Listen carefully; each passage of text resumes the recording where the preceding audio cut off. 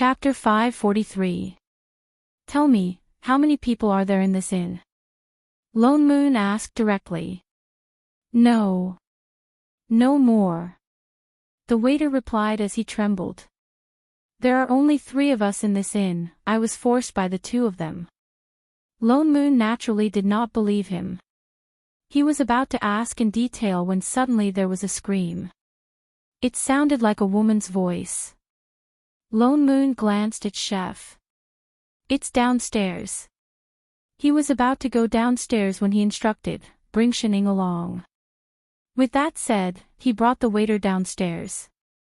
He saw that the door to one of the guest rooms downstairs was wide open, and there was a girl sitting on the floor, looking in the direction of the room with a terrified expression. Seeing him coming over, she screamed again and crawled backward. Don't kill me. Lone Moon ignored her and went straight into the room to take a look. Only then did he realize that there was blood on the bed.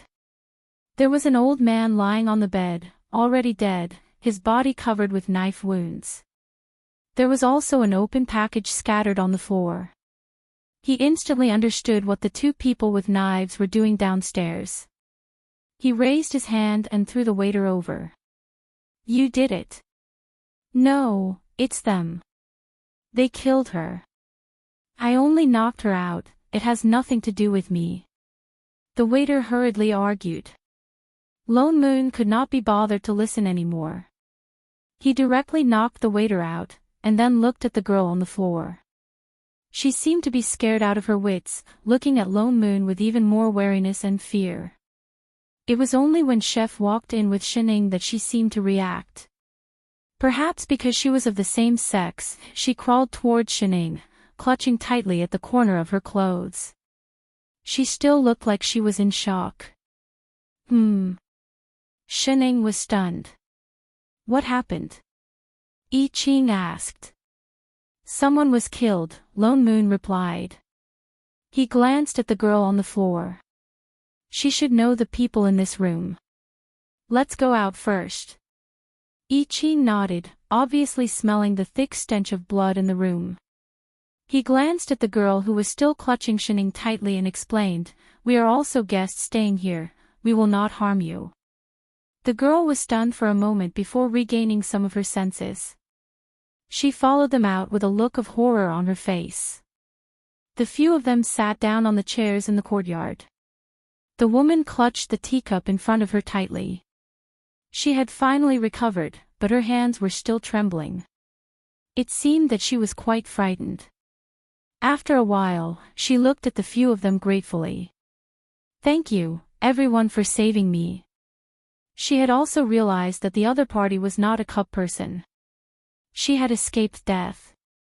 Don't worry, it's nothing. Lone Moon frowned. Initially, he had found it interesting, but now that someone had died, his mood became heavy. Miss, you are also a customer of this inn.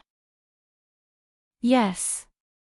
She nodded, took a sip of the tea, and then explained, I'm from the South City, and I came here with Grandma Wong from the same village to look for my family. It was only when she arrived that she found out that her family had already moved away. She wanted to stay here for a night before setting off for home. I didn't expect that in the middle of the night, Grandma Wong would. As she spoke, her tears fell. Lone Moon's expression darkened. He didn't expect that this inn specialized in scamming outsiders. Then the people who committed the crime. The girl suddenly thought of something, and her body trembled again. Don't worry. Lone Moon answered.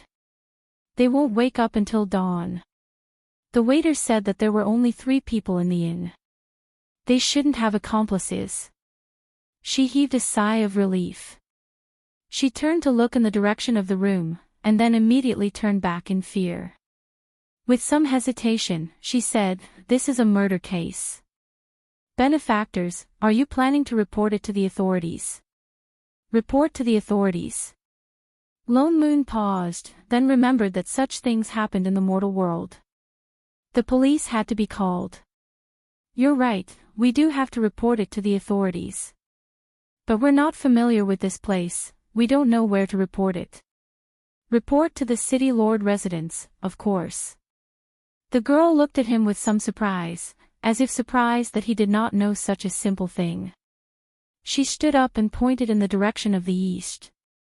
The city lord residence is in the east of the city. There's no curfew in the city now. We have to quickly inform them. Lone Moon thought about it, then stood up and said, I'll go alone. He turned back to Chef and said, look after Shining. Chef nodded. Only then did he turn and walk out. Instead, the girl was stunned. She looked back and forth between the three of them. Weren't they looking after those fainted criminals? Why were they looking after this girl? Once Father Nyo left, he did not return for 4 hours. As Shining waited, she became hungry. Chef was bored. He turned to the kitchen to make supper. At that moment, only Shining and the girl who survived were left in the courtyard. The courtyard became quiet. The only sounds in the courtyard were the sound of a certain person chewing on fruit and the occasional sound of cooking in the kitchen. Want some? Shining handed a fruit over. The girl was stunned. She hesitated for a moment before taking it. Thank you, Mississippi. Perhaps it was because she was frightened, but there was still a trace of fear in her eyes. She thought of something and asked tentatively, may I know how to address you, miss? Shining. So it's Miss Shin. My name is Fong Fong. May I know why Miss Shin and the other two came to Wuling City? I don't know. Ha! Fong Fong was stunned. What did he mean by don't know? She was stunned. She did not take it to heart. She casually said a few more words. Seeing that she was focused on chewing on her fruit, it was not good for her to ask more. The atmosphere became cold. She suddenly felt a little restless. After thinking for a moment, she said, the weather is cold tonight. How about I make a pot of tea for you? Sure. Shining nodded. She then stood up and walked to the front yard. At that moment, Shining was the only one left in the huge yard. Chef's supper was not ready yet. She was bored waiting. What's more, this city was built by the river and connected to the sea. The other side of the yard was a view of the river. From time to time, there would be a gust of wind from the river, carrying a faint sharp moan, as if someone was singing in a low voice. Shining was stunned. She subconsciously looked back and saw that a figure had appeared on a rock by the river. It was a man with long dark green hair. He looked very flirtatious. His upper body was bare, but his lower body had a huge fish tail. He was sitting on a rock by the river, singing in a low voice while smiling at her seductively. Shining only took a glance, then turned back and continued chewing on her fruit. That man was stunned for a moment, as if surprised by her reaction. Then he opened his mouth again and sang even louder than before. That fragmented voice was like a song that seduced one's soul, making one lose their mind. Shining was stunned. She turned back to look at him again, then continued chewing on her fruit. Chapter 544. The man was a little annoyed. He frowned and clenched his fists by his side. Seeming to have thought of something, he took out a luminous pearl out of nowhere and threw it at her. It rolled all the way to a certain someone's feet. Shining lowered her head to take a look. Not to mention picking it up, she ignored it and continued to focus on the fruit in her hand. The man had no choice but to take out a bigger one and throw it out. Shining still ignored it. The man seemed to want to drag it out with her. He continued to throw luminous pearls, and each one was bigger than the one before. At first, Shining would look down to take a look, but later on, she didn't even look. Until the man took out a fist-sized pearl and threw it over. The huge luminous pearl hit her hand with a plop. Shining didn't catch it and the fruit in her hand fell to the ground. Shin Ying's face darkened. She stared at the half of the fruit on the ground for a while and narrowed her eyes. Then, she stood up and picked up the biggest luminous pearl and turned around. The man was delighted. He immediately continued to sing to her, wanting to confuse her in one fell swoop. Just as he started to sing, he heard the other party suddenly say, "Only you know how to throw, right?" With that said, he threw the luminous pearl back. Before the man could react, he felt a gust of strong wind sweeping toward him. Something flew past his ear with a whoosh. With an aura that could break through everything, it flew toward the river's surface behind him. The next moment, he heard a whoosh. The entire river's surface was instantly split into two by something. Immediately after, a loud rumble came from the opposite mountain. In the middle of the entire mountain peak, a huge circular hole was suddenly blasted open. At a glance, one could even see the endless sea on the other side of the hole. The man, what just happened? Who was he? Where was he? This brat deserves a lesson. Before the man could react, an angry voice rang in his ear. The next moment, he felt a weight on his tail. His entire body slid down from the rock.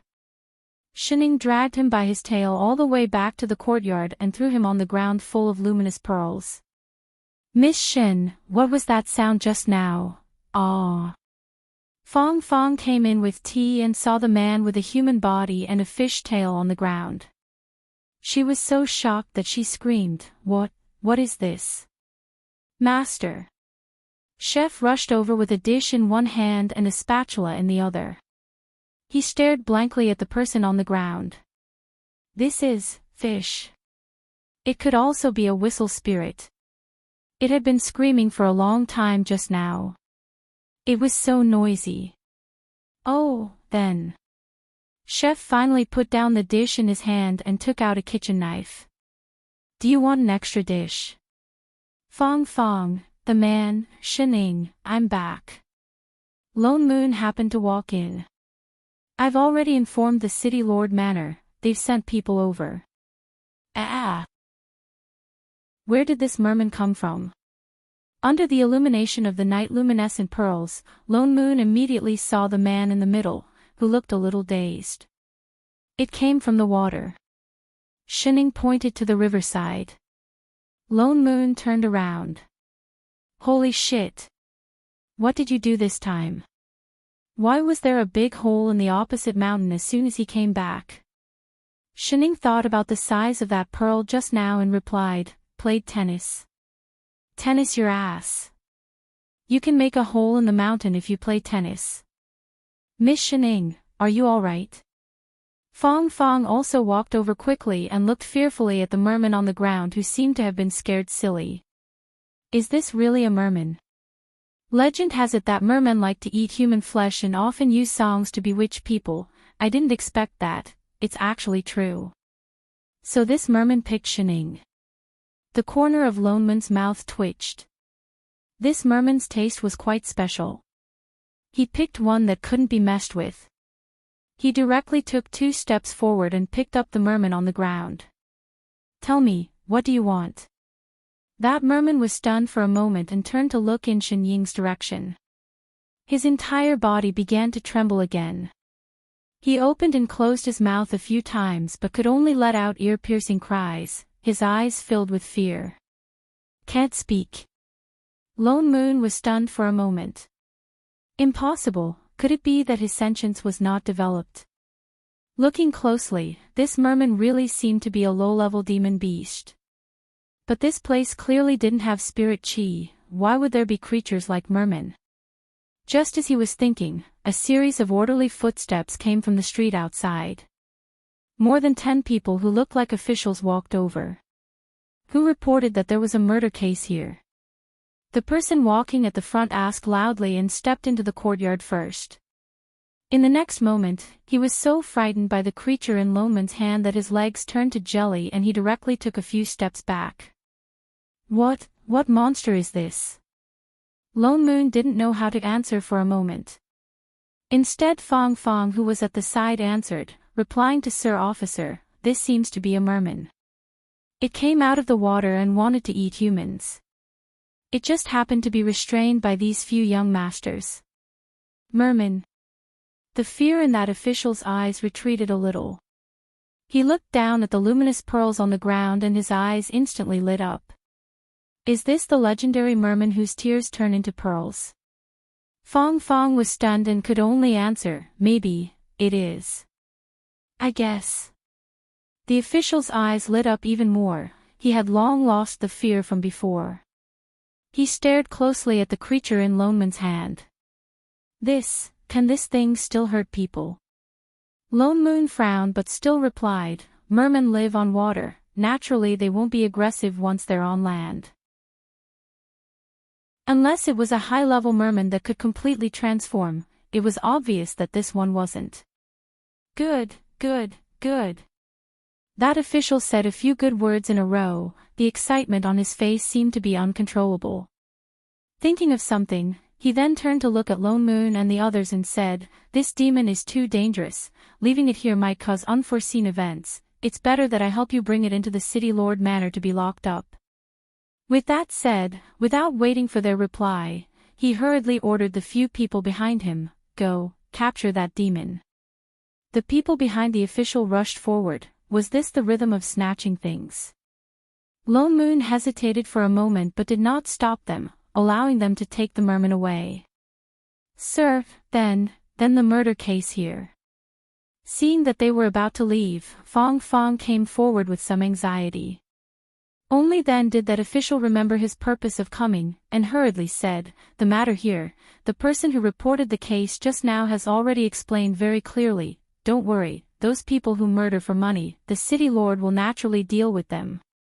With that said, he asked for the location of the 3 people in the shop, and conveniently brought the 3 people who fainted away to be locked up as well.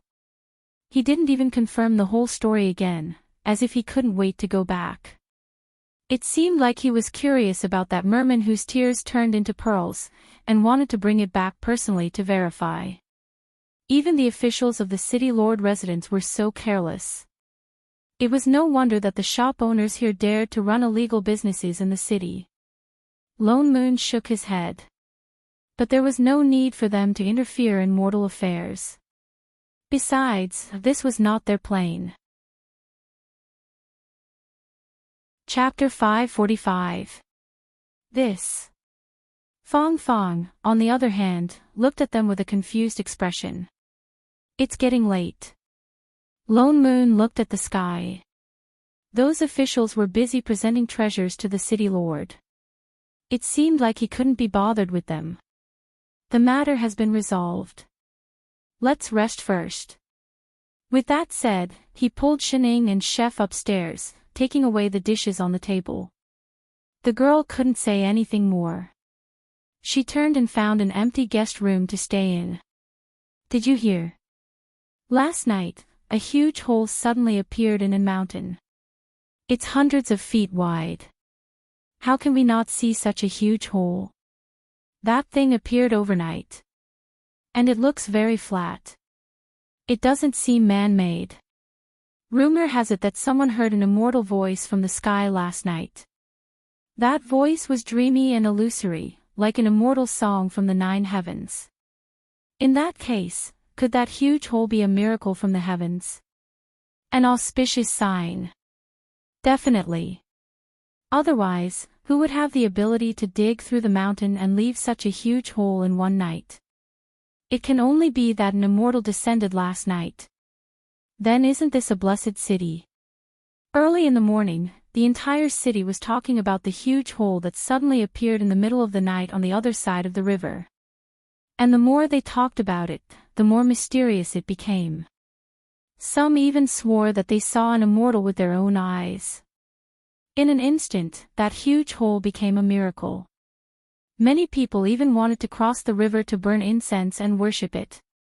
Lone Moon, Shining, Iching, alright, to a certain extent, it really was done by an immortal. While he was reporting the case last night, Lone Moon actually investigated the city. But the result was the same as before. This was a mortal city. It was no different from other places. There were no other places that had anything to do with managers. So he decided to go out of the city to look around. If he still didn't find anything, he would return to the plane first. Anyway, they weren't particularly interested in this big DAO organization. But just as they were about to leave the city, they were stopped by someone. It was a familiar person. It was the official who brought people to investigate the case last night. But a merman was taken away. This time, he didn't look as arrogant as before. He smiled kindly. Everyone, the City Lord invites you. City Lord. Lone Moon faltered. It must be because of that mermaid. It seemed like this official had really offered that mermaid to the City Lord. After thinking for a moment, he didn't decline. He nodded and followed the official. After a while, they arrived at the largest building in the City Lord's mansion. Last night, when a person came to report the case, he just explained the situation at the door and went back. At this moment, the three of them were invited into the mansion and brought to a reception hall. There was already a person sitting inside. Upon closer inspection, it was the girl who survived yesterday. She seemed to be called Fong Fong. Miss Shen, 2 young masters, why are you here too? Fong Fong also looked at the three of them in surprise. Miss Fong, why are you here? Lone Moon asked. This morning, they had parted ways and left that inn. Didn't she say she was going back to her hometown? It was the officer at the city gate who said that the City Lord had given the order to bring me here. Fong Fong replied. Lone Moon frowned. The City Lord's voice could be heard from outside the door. In the next moment, a middle-aged man walked in hurriedly. His eyes lit up when he saw them. He quickened his steps and walked over excitedly. You were the ones who found that mermaid. Lone Moon and Chef exchanged a look before stepping forward and answering. We were the ones who found it. Insolence. The moment he finished speaking, the person beside suddenly shouted. You actually don't bow when you see the City Lord. Don't mind this kind of empty courtesy. The City Lord waved his hand. He became even more excited. He sized up Lone Moon and turned to look at Yi Qing beside him. Satisfied, he said, I can tell that the two of you have extraordinary skills. It's no wonder that you could catch the mermaid who has always been cruel and seductive. Actually, it was Shining who caught it. Yet the City Lord was even more enthusiastic towards them. His eyes were filled with curiosity. I wonder if the few of you can tell me how you caught it. Lone Moon was stumped. He couldn't possibly say that Shining had smashed a hole in the mountain first and scared the mermaid silly before catching it. We've all learned some martial arts before. We met this mermaid by chance. That's why we caught it. Lone Moon could only make up a story. I see. The City Lord was obviously excited and did not suspect anything. It seems that Mr. is also an extraordinary person. You're too kind, City Lord. It's just a small trick. You don't have to be so humble, Mr. The City Lord became even more excited. To be able to catch such an extraordinary creature, how can you be an ordinary person? Don't worry, I'll remember your contributions. I'll definitely reward you handsomely. Thank you, City Lord. It would be a waste not to accept money that was delivered to his doorstep. He smiled even more happily. He looked at the two of them again. Something flashed across his eyes. I see that the few of you are foreigners. Since you have such skills, why don't you stay in my residence and seek a future? He suggested directly. After thinking for a while, he added, to be honest, I've always been very fond of such rare beasts. I've collected many in my residence. But this is the first time I've seen someone who could catch a mermaid in the sea. I really value talent. So he wanted to hire thugs. Lone Moon smiled. Thank you, City Lord, for your kind intentions. But the few of us have important matters to attend to. We're just passing by this city. It's really not good for us to stay. Oh. His expression darkened instantly. He seemed to be displeased with his rejection. You have to think carefully. If you stay in my residence, riches and glory will be at your fingertips. Isn't that better than you running around everywhere? Hope you understand, City Lord. Lone Moon still replied. We do have important matters to attend to. The City Lord's expression darkened even more. After a while, he continued smiling. Don't be in such a hurry to make a decision. I see that the few of you are also knowledgeable about alien races. Why don't you follow me to the rare beast garden to take a look at those alien races I've collected? Then you can make your decision. With that said, he turned and walked out without waiting for their reply. The guard beside him who was carrying a knife took 2 steps forward. He looked like he was waiting for the few of them to move. Lone Moon and I Ching exchanged a look. Something flashed in their eyes at the same time. They then followed, pulling Shining along. Fong Fong, on the other hand, had a look of panic on her face. She had no choice but to follow them. She walked carefully beside Shining. The rare beast garden that the City Lord mentioned was not far. The few of them followed him through a few courtyards. Finally, they turned into a courtyard with a completely different style. The courtyard was huge. But it was filled with rare treasures. The roadside was filled with all kinds of exotic flowers and plants. From time to time, they could see all kinds of odd-looking creatures passing through. There were deer with flowering branches on their heads. There were cats that could speak human language. Strange beasts with strange appearances. These were all things that could not be easily seen in the mortal realm. Chapter 546. Fong Fong was completely stunned. She looked at everything in front of her in disbelief. Even Lone Moon and I Ching's eyes flashed with surprise. There were actually all demon beasts and spirit herbs here. In this world without spirit chi, where did they come from? How is it? How's my rare beast garden? The City Lord said with some intention of showing off. It really leaves a deep impression. Lone Moon replied politely. These are just some small things. He continued, follow me inside. With that said, he continued to walk forward. The deeper they went, the more things they saw around them. Lone Moon looked carefully. Even the surrounding spirit herbs, from the original 1st and 2nd level, there were already 4th and 5th level ones appearing at the back. They could be considered as mid-level spirit herbs, but he still couldn't sense any bright aura of spirit chi. Lone Moon suppressed the surprise in his heart, followed the City Lord all the way into a cave. There were no more spirit herbs in the surroundings. The cave was no longer dark. The stone walls at the side were covered with small colorless flowers. The flowers were transparent, but emitted a faint white light. Fong Fong seemed to have never seen such a strange flower. She subconsciously reached out and touched the left side. In the next moment, a terrifying beast roar came from the stone wall. Something rushed out from the stone wall, opened its mouth and bit towards her. Fortunately, Shining, who was next to her, reached out and pulled her, thus she managed to avoid it. Fong Fong was startled. Her face instantly turned as pale as snow. She panted heavily. Half of her body fell limply onto Shining, looking like she was quite frightened. Ha ha ha, I forgot to remind everyone, there is a stone beast living in this stone wall. It has a bad temper. This flower is his favorite, you can't touch it.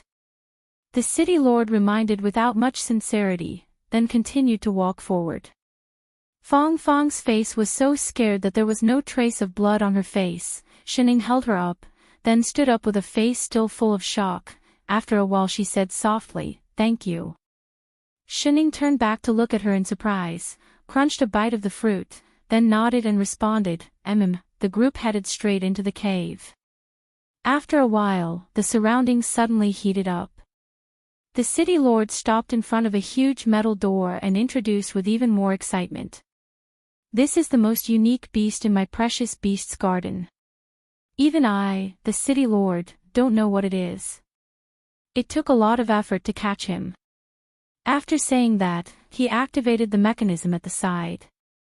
Immediately, a wave of hot air rushed over. There was another iron fence inside, and through the gap in the middle, they could see raging flames everywhere. And in the middle of the raging flames, there was a giant beast that was as tall as 3 people lying inside. This was a 7th grade flame beast. Lone Moon hurriedly turned to look at Yi Qing. Seeing him nod, he hid the shock in his eyes. There was a 7th-ranked demonic beast but no spiritual chi. Interesting. How is it? The city lord looked at them again and said, I was even able to capture such a monster, which shows the power of my city. Have you changed your mind and decided to stay and work for me? The city lord is naturally powerful and rich enough to rival a country. Lone Moon smiled and said, but we really don't want to stay here. It's not convenient for us to stay in the city for long. We can only let down your good intentions. The city lord's expression darkened even more. A guard at the side spoke up directly. You actually don't know how to appreciate favors. It's really too. Before he could finish, the city lord raised his hand to stop him. His eyes darkened as he smiled and said, all right, since you don't want to stay, then I won't force you. You can leave. Thank you, city lord. Lone Moon gave Chef a look and turned to walk out. But the city lord and that guard behind did not follow, as if they really intended to watch them leave. But they had only taken a few steps when they suddenly heard a cracking sound. Their feet suddenly sank and the originally flat road disappeared directly. The 4 of them fell down together. They could still faintly hear the curses of a certain city lord from above. Unappreciative things serves you right to become food in the mouth of a monster. Among the 4, the most panicked one was not Fong Fong. She screamed directly. Lone Moon and Yi Qing were long prepared. Chef directly turned and hugged Shining, who was beside him. Lone Moon also grabbed Fong Fong, who had a look of horror on her face. They landed on the ground in a few leaps. The sound of water splashing could be heard beside their ears. Lone Moon directly took out a pearl and shook it. Their surroundings lit up instantly.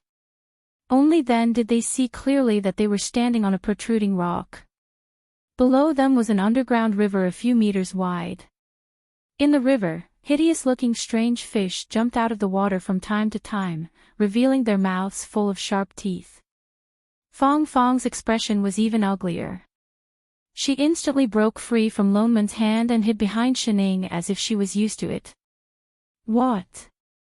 What is this place? The few of them did not answer. Instead, Yi Qing looked at her, tightly holding onto his master's hand. He frowned and pointed to the right after a while. Father Nyo, over there. WH. What over there? Fong Fong's face was still full of horror and confusion. Why did the city lord suddenly lock us up here? He didn't want us to live in the first place. Lone Moon explained casually. He probably didn't want outsiders to know about the mere people he obtained. So those of us who know, either become his people or become dead people who can't speak. Fong Fong's eyes widened abruptly. Her face was full of disbelief. She didn't seem to think that the dignified city lord would do such a despicable thing. Lone Moon had long guessed that the city lord was not a good person. Otherwise, why would that shop owner open a shady shop in the city so brazenly? The reason why they came over here was because he had looked around the entire city yesterday. Only the city lord's abode had not been searched. So he just went with the flow and came to take a look. But he didn't expect that there would really be a discovery. A place without spirit chi would actually grow spirit herbs and high-level demon beasts. This was really too strange. In addition, when they saw that 7th-level demon beast just now, he and Chef felt a trace of spirit chi at the same time. Originally, it was not impossible to take advantage of the situation and pretend to agree to the city lord's enlistment. But it was too troublesome. Not only was it a waste of time, they also couldn't investigate openly. They might as well just fall out with him. But they didn't expect that this trace of spirit chi would coincidentally appear in this underground river. It was a pleasant surprise. It was a pity that the spirit chi was too weak. In addition, this place was strange. Their spells couldn't be used. Naturally, they didn't have to use their divine perception to investigate. It was very troublesome. But as long as they could find the source of that trace of spirit chi, they would probably be able to find out what exactly was going on in this place. However, this woman called Fong Fong was going to suffer an unexpected calamity. "Master, let's go," I Ching said and directly carried Shining. With a few leaps, he used the protruding rocks on both sides of the underground river to move forward along the direction of that underground river. Chapter 547. Miss Fong, sorry for the offense. Lone Moon also glanced at Fong Fong, and brought her along to follow, but he was carrying her. The two of them were very fast, but they still followed the flow of that underground river for an hour, and still did not see the end of this underground river. By right, even if it was an underground river, it should flow into a river or into the sea. They must have long left the perimeter of that city, but still did not find the end. Chef, who was leading the way, suddenly paused, and turned to look at the stone wall on the right. "What's wrong?" Lone Moon also stopped. I Ching turned back to look at him. "The direction has changed." Lone Moon was stunned, and felt carefully. Indeed, the spirit chi that had been following the river just now, suddenly made a sharp turn and entered the stone wall at the side, and seemed to be even thicker. I Ching thought about it, then took a few steps back, and put down the person in his hand. "Master, wait here for a while, don't get too close." With that said, he stuffed a fruit into her hands. "Oh." Shining took it, and took 2 steps back. Lone Moon also hurriedly pulled Sister Fong Fong back. Only then did I Ching take out a long sword from his storage bag, and focused on the stone wall at the side, and slashed hard. Instantly, there was a loud crash, though he could not use sorcery, but Chef's swordsmanship still broke the entire stone wall in an instant. Large pieces of rubble tumbled down with a rumble, revealing a passage that was forcefully slashed by the sword chi. "Let's go, master." I Ching kept his sword, and then turned around. Shining followed. Wait for me." Fong Fong hurriedly took 2 steps forward, still following behind Shining with some shock. Lone Moon could only walk at the back.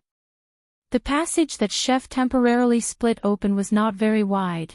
At first it could only allow one person to pass through, but for some reason, the further in they walked, the wider it became. Only the surroundings became even darker. Even the illumination bead in Lone Moon's hand seemed unable to illuminate the surroundings completely. Fong Fong's expression became more and more flustered, and she followed even faster, and even subconsciously pulled Xin Ying's hand. What exactly is this place?" "I don't know," Shining replied as she continued to chew on her fruit. There was no hint of panic on her face. It was as if she was not in an unknown and dangerous place, but had come specially to explore. Fong Fong took a look at her, and for some reason, she wasn't that afraid anymore. "Miss Shen is really brave, even I'm not this nervous." She revealed a kind smile and suddenly seemed to have thought of something. "Oh yes, I also bought a few pears on the street this morning. Since Miss Shen likes fruits so much, would you like to try some?" After saying that, she directly took out a pear from her bag. Shining didn't look at the pear. Instead, she turned her head and looked straight at her. She didn't respond for a long time. When the other party thought that she was going to reject him, she suddenly smiled and nodded. "All right." Thank you. After saying that, he took it. You're welcome.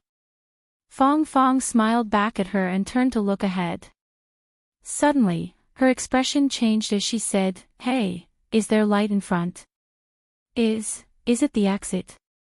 With that said, she pulled Sheneng with a look of pleasant surprise and took 2 quick steps forward. Indeed, not far away, there was suddenly a white light, and it was getting brighter and brighter. At the same time, a thick wave of spirit qi rushed towards them. I Ching and Gu exchanged a look behind them and quickened their steps. Great, we can finally go out. Fong Fong was even more delighted. Her face was full of excitement. The white light in front of them was increasing, but it didn't look like sunlight at all. Instead, it looked like a large patch of moving light spots. This is... She stopped in her tracks and looked in front of her in shock. All she saw was a large patch of thick white in front of her. She couldn't tell what it was, as if countless light spots had gathered together and covered the ground. It was flowing slowly, as if it was a white spring. In a blink of an eye, everything around them disappeared. It was as if they were transported to another time and space. Everything around them was dark, leaving only that patch of white in front of them. What? What is this? Fong Fong's face was full of shock. Lone Moon took a step forward and suddenly turned his head and smiled. What is this? Shouldn't you tell us? Young master, what are you talking about? She turned back with a confused look. I don't understand what you mean. Lone Moon's eyes darkened. You spent so much effort to lure the 3 of us here.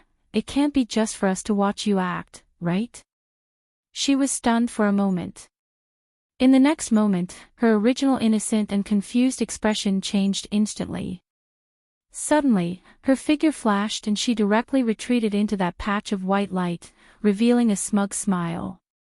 I didn't think that I would still be seen through. When did you guys start suspecting me? When you appeared in the room downstairs. Lone Moon wasn't in a hurry as he explained slowly. Downstairs. She was stunned for a moment. Didn't that mean that she had exposed herself right from the start? How did you guys know that I was acting? Lone Moon rolled his eyes and gave her an expression that said, we live upstairs. If the old man downstairs was really killed by that innkeeper, it's impossible that we didn't hear anything. Moreover, there were no bloodstains on those 2 people's knives. Those 2 people with knives heard the waiter's voice and ran up hurriedly. If they really killed someone first, how would they have the time to clean their knives before coming up? I see. She looked stunned. I didn't think that I would be exposed so early. Since you guys already knew that there was something wrong with me, why did you bring me all the way here? Since we're already here, we naturally want to find out. Lone Moon said. What exactly do you want to do by luring us here? What do I want to do? She suddenly laughed out loud. Her eyes darkened and instantly filled with malice. She gritted her teeth and said, of course I want to turn you bunch of scum into ashes. Lone Moon was stunned. He kept feeling that her hatred came out of nowhere. We don't even know you. Why did you do this? Why? Ha ha ha. She laughed even louder. Her eyes turned cold and the hatred that was like the sea suddenly poured out. You invaded my world for no reason and you're asking me why. Invaded? Lone Moon was stunned. His eyes widened in disbelief. You're a manager. How was that possible? Such a small world, was it really a plane? Are you very surprised? As if guessing what he was thinking, she laughed even colder. Such a small plane also has a manager. It's a pity that you guys don't have the chance to leave this plane alive. The same goes for your manager. As she spoke, she suddenly raised her hand. The pair in Shen Ying's hand suddenly turned into several rays of white light, forming 4 walls of light that directly locked her inside. Chapter 548. Master. I Ching was shocked. Just as he was about to save her, the light wall suddenly flashed with white light and disappeared in an instant. Instead, it appeared behind Fong Fong. This is a restriction I created using the power of the original source. No one can escape. Your target from the start was Shining. Loneman's expression darkened. He suddenly thought of that mermaid. It was a creature that lived in the sea, yet it appeared by the river. Moreover, it wasn't just the mermaid, the city lord, and even the black shop. They were all used by her to test them. That's right. Who asked her to be your manager? I originally wanted to get rid of her directly. Fong Fong said indifferently. Unfortunately, I underestimated her strength. Even if I retracted the immortal spirit chi of this plane, she still has such terrifying strength. I could only lure you here and use the power of the original source to suppress your abilities. Lone Moon was stunned. He subconsciously sensed his own plane. Indeed, he could not sense it at all. And the plane door was locked. No wonder she brought them here. So she wanted them to have no way out. Are you done with your nonsense? I Ching's expression darkened. He took a step forward and pulled out his sword. Do it. Fong Fong laughed coldly. She did not take them seriously at all. She turned and glanced at Shining, who was trapped in the white light. The manager is already in my hands. This is the land of the original source. With your strength, you can't. Before she finished speaking, a terrifying sword chi suddenly slashed towards her. It carried an aura that could sweep away everything, and a thick murderous aura. She subconsciously dodged to the side to avoid the sword aura. Her heart turned cold. If she had not dodged fast enough, the sword chi would have already hit her. How was this possible? He turned to look at I Ching in disbelief. Only to see a stormy expression. He said word by word, "Don't take out your dirty thing. Give it to my master." Lone Moon, hashtag on a chef's self-cultivation hashtag. So the main point of your anger was only because the other party gave Shining a pair. Should he be glad that he held it in for so long and cooperated with him to finish the act before he flew into a rage? Chef, on the other hand, had already rushed out with his sword in hand. Instantly, the surrounding sword chi became even thicker, bringing with it a sense of killing. Fong Fong was forced to retreat all the way, getting closer to the place where the origin energy was even denser, but she discovered that it was completely useless. I Ching's movements did not slow down. Instead, he sped up. This, how could this be? Her face was filled with disbelief. She had clearly entered the source and controlled the manager. How could they still have this kind of ability, unless you are managers too? Her eyes widened. What? Did you only recognize me now? Lone Moon replied with a smile. How could there be 3 of them at once? She gritted her teeth as the hatred in her eyes deepened. Out of the 3 of them, the one called Shining was clearly the strongest. She was even somewhat unfathomable. That was why she instinctively thought that she was the manager and these 2 were merely her assistants. She could tell that there was a contract between the 3 of them, but she did not expect that all 3 of them were managers. As the manager of a dimension, they were actually willing to become someone else's assistant. Was there something wrong with their brains? But she did not have time to think about it. I Ching's sword move had already forced her into a corner. She gritted her teeth and her expression darkened. She did not know what she had done. The plane's original source, which was originally as calm as spring water, suddenly began to boil. Following that, there was a series of angry roars. One by one, giant beasts emerged from the water and attacked I Ching. Holy shit! This manager actually raised demon beasts in the source. Lone Moon was shocked. He cursed under his breath. Then, he pulled out his sword and rushed out. The demon beasts raised in the power of the original source were naturally not simple. They were no longer demon beasts but divine beasts. Yet, they could not use any sorcery here. They could only rely on their swords to resist. It was even more difficult to deal with them. Not to mention that a group of them came at once. Lone Moon rushed in. Together with Chef, they each took one side and began to fight. For a moment, the white light was filled with sword chi. Fortunately, although these divine beasts were strong, they did not seem to have any sentience. Even if they could not use sorcery, and the manager's abilities were suppressed in many ways, it was only a matter of time before they could defeat these giant beasts. They were just trapped inside for a while and could not get out. And Fong Fong, who had been chased and beaten by Chef, also got an instant chance to catch her breath. She retreated directly. Her injuries were not light. Her body was full of cuts from the sword chi.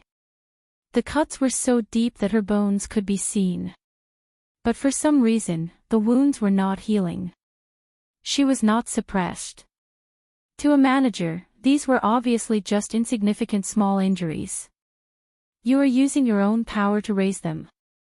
Suddenly, a familiar voice sounded beside her ear. Fong Fong was stunned. She turned around and realized that the one who spoke was Shining, who was trapped in the white light. She was still holding a fruit in her hand and gnawing on it. She did not panic at all. Instead, she tilted her head and looked at her curiously. That's not right. She suddenly changed her words. I should say, you are using your own power to nourish this broken plane. So she could not even heal herself. Her eyes widened suddenly. She looked like she had been poked. Her eyes were full of wariness. Why? Shining continued. She would not be able to hold on much longer if this went on. Why?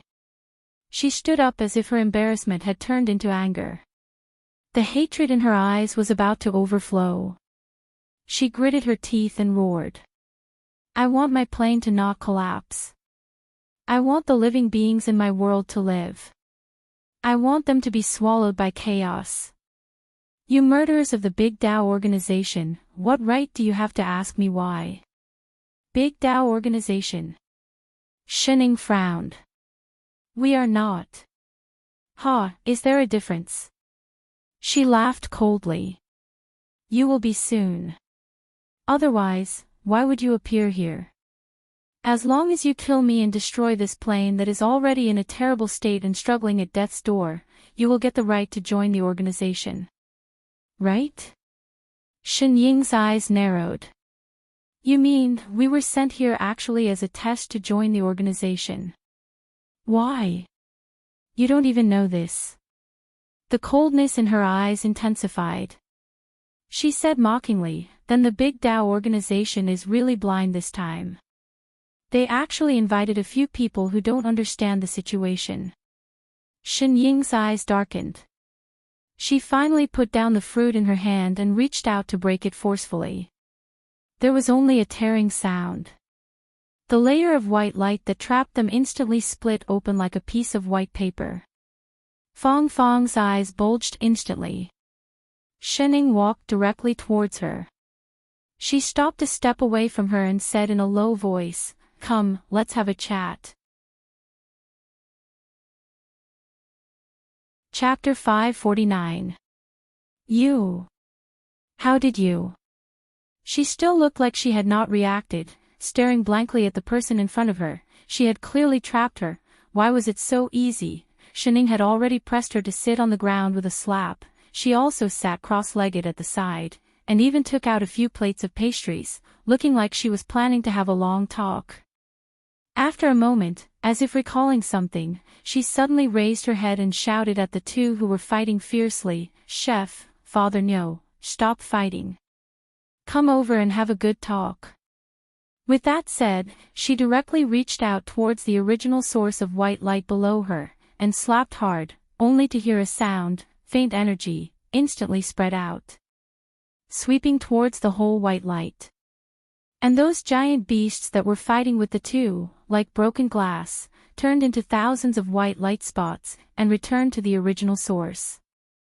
And Fong Fong, who was forced to sit down, also felt some familiar power instantly return to her body. In the next moment, those terrifying sword wounds on her body directly healed. Lone Moon and I Ching, who had lost their opponent, exchanged a look, then kept their swords and walked back, directly sitting opposite the two. Lone Moon even glared at Shining. If she wanted to attack earlier, she made them fight for so long. Shining propped up her head with one hand, then looked at Fong Fong again. All right, come, tell your story. Fong Fong, Lone Moon, Ching. Fong Fong was stunned, and only reacted after a while. She still looked at the three with a face full of hatred, but did not attack again. Shen Ying's seemingly casual palm just now was really too shocking. She also understood, with her strength, there was no way to fight against them. She just did not attack previously. No, even if she did not attack, she probably could not defeat the other two managers. Oh right.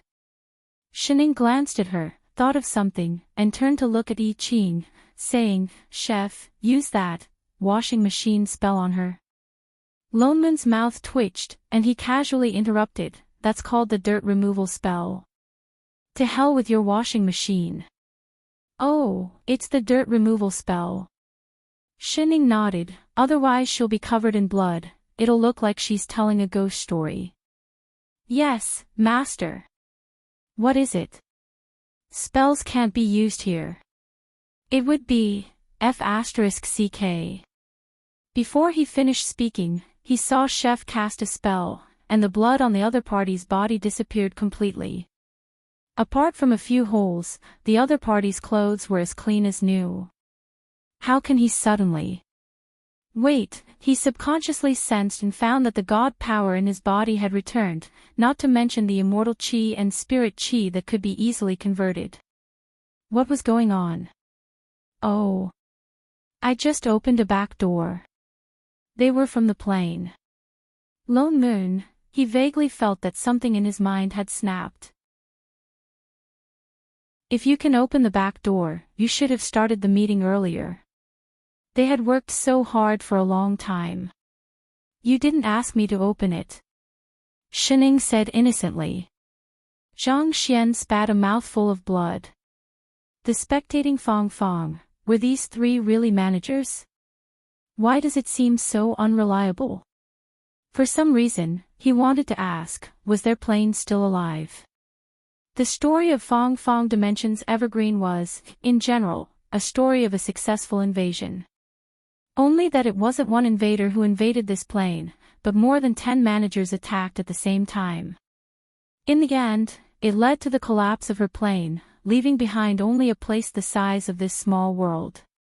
And that big Tao organization was indeed like what Shining said, an alliance formed by the managers of various planes. According to Fong Fong, there were already more than 10 managers now. And most of them came from immortal spirit planes similar to I Ching and Lone Moon's. But they were fundamentally different from the administrative committee that Shining once came into contact with. The administrative committee was established to resolve internal exchanges, while they were formed to form alliances with outsiders. Though they wouldn't initiate a war, but if they encountered an invasion, they would swarm forward and counter-invade the other party's plane. Though they said it was for self-protection, their methods were merciless and ruthless, not listening to any explanation. They had also been taking in new members. Fong Fong was one of the invited members at that time, but she saw through their autocratic nature, so she rejected them directly. But even so, she suffered the revenge of the big Tao organization. Those people saw that she was a threat and directly launched an attack. Fong Fong only managed to preserve the last bit of plane's original source after using all her methods. She originally thought that she could start anew, but she was still discovered by those people. They trapped me in this small world and locked the last bit of original source, making me unable to escape or save my own plane. Fong Fong's eyes were empty, as if she had lost all signs of life. She was filled with despair.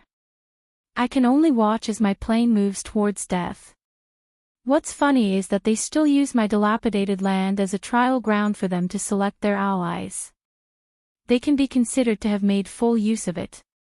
She suddenly looked up and gave a sarcastic smile. You are the targets of their selection this time. Shining fell silent. Lone Moon and Yi Qing's expressions didn't look good either. They didn't expect that the Big Tao organization would actually be a group of people like this. After a while, Lone Moon spoke. What are their criteria for selection? Her smile grew colder. She took a deep breath and said, to discover the truth of this world, to find the correct path to the Big Tao organization. That's simple. Simple. Fong Fong turned to look at him. That deep-rooted hatred just now began to surface again. It's naturally simple to you, but to me, it's a disaster time and time again. What do you mean? Lone Moon frowned. Do you think that you're the first batch of selected managers I've seen? She laughed coldly. Not many of them are like you, completely unaware of what the Big Tao organization is. Most of them have long heard of the existence of the Big Tao organization and can't wait to join. Of course, they also know that there will be such a test, but when they can't find the path at all, what do you think they will do? Lone Moon was stunned, his expression darkening. Yet Fong Fong continued to laugh coldly. The best way they can think of is of course to find me and ask for the correct path. But they can't find me easily, so they can only force me out. Some will still be fine, they will first threaten me, some will just directly massacre the city to force me to commit. The people in this city are already the last living beings in my plane, they aren't afraid that I won't obey, and it works every time. So, instead of waiting for death, why not strike first and gain the upper hand? She swept a glance at the few of them. Even if I'm going to die, why don't I give those bastards from the Big Tao organization some trouble? Chapter 550. Was this the reason why she targeted them from the start? For some reason, Lone Moon suddenly could not bring himself to blame her. After all, in her eyes, the fact that they could enter this place meant that they were already standing on the opposite side of her. Shining, who was at the side, suddenly asked, are the last living beings in the city? Why? Is this very hard to believe? Fong Fong turned back to look at her, the mockery in her eyes intensified. With a wave of her hand, the few of them only felt a blur in front of their eyes, and instantly, they were at another place. It was the city gate. On the streets beside, there were still people coming and going, but it seemed that they did not notice the sudden appearance of the few of them. Don't you want to hear a story? Then go out and verify it yourself. Fong Fong said with some self-abandonment. With that said, she did not wait for the few of them to reply, and directly left the city. The three of them exchanged a look and followed. This time, the guards at the city gate did not stop them, as if they could not see them, they went all the way out of the city. The moment they stepped out of the city, the scenery in front of them changed instantly, the original green mountains and clear waters outside the city were all gone, instead it turned into a void, as if a layer of camouflage had been removed. The inside and outside of the city seemed to be two completely different worlds, directly separated from a few meters away from the city gate. The city was still bustling with activity, but a few meters away from the city, it was a vast and boundless void, there was nothing inside, there was no sunlight on the ground, not even air, only endless darkness. How could this place? Lone Moon was stunned, he did not expect the situation outside the city to be like this, no wonder she wanted to stop them from leaving the city previously. Now that he thought about it carefully, although there were many people in front of the city gate previously, indeed no one really entered or left the city. However, whether it was when he saw that fruit previously, or what he could sense now, this small world was indeed very big. There should be a wider world outside, why was there only one city left? After locking me in here, they also locked the void space in here. As if knowing their doubts, she answered directly, they had no intention of letting me go in the first place, so the void has been devouring this side of the world, until now there is only this city left. It won't be long before this last city disappears. By then, her plane would really disappear. The look in her eyes grew increasingly gloomy, as if she had figured something out. She sighed and said, "This void is the path to the Big Tao organization. I've lost this time, you guys can leave." Lone Moon and I Ching fell silent and frowned subconsciously. Actually, they didn't really want to join that Big Tao organization, especially after understanding these things. However, Shining, on the other hand, suddenly took 2 steps toward the void. She squatted down and stared at a spot. She turned and asked, "The girl who gave me the pear, is this the thing that's locking you up? Who's the girl who gave me pears? Also, what is it?" The 3 of them were taken aback at the same time. "That one." Shining pointed to the front. Seeing that the 3 of them were still confused, she quickly finished the fruit in her hand with a few crunches. Then, she smoothly threw the core of the fruit somewhere inside. That.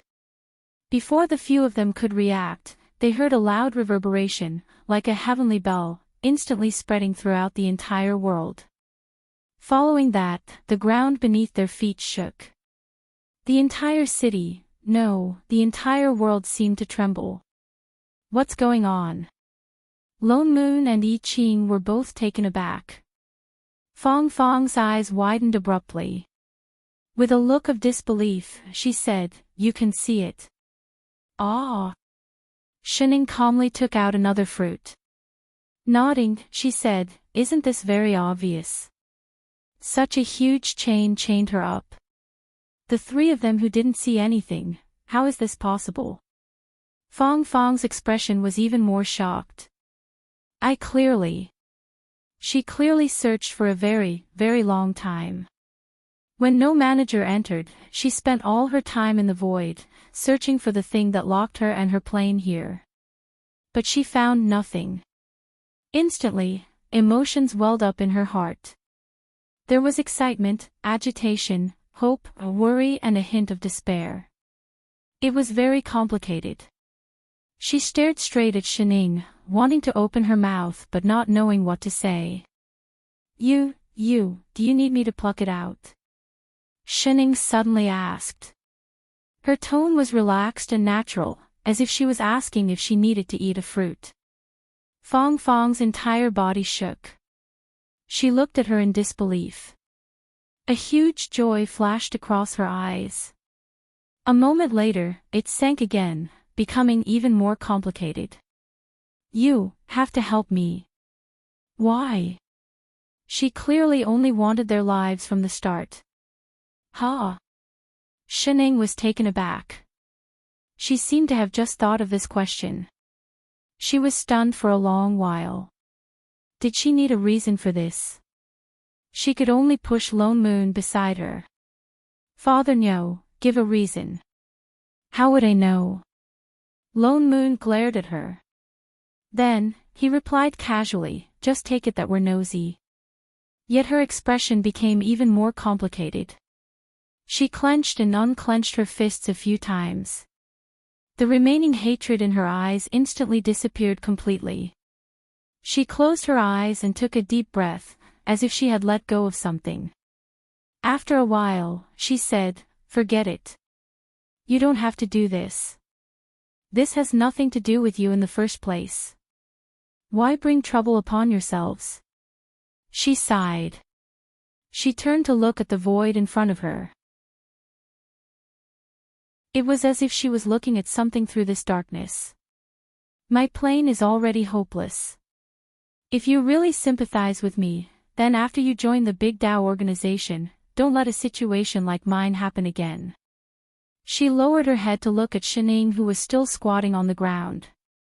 An indiscernible warmth flashed across her eyes.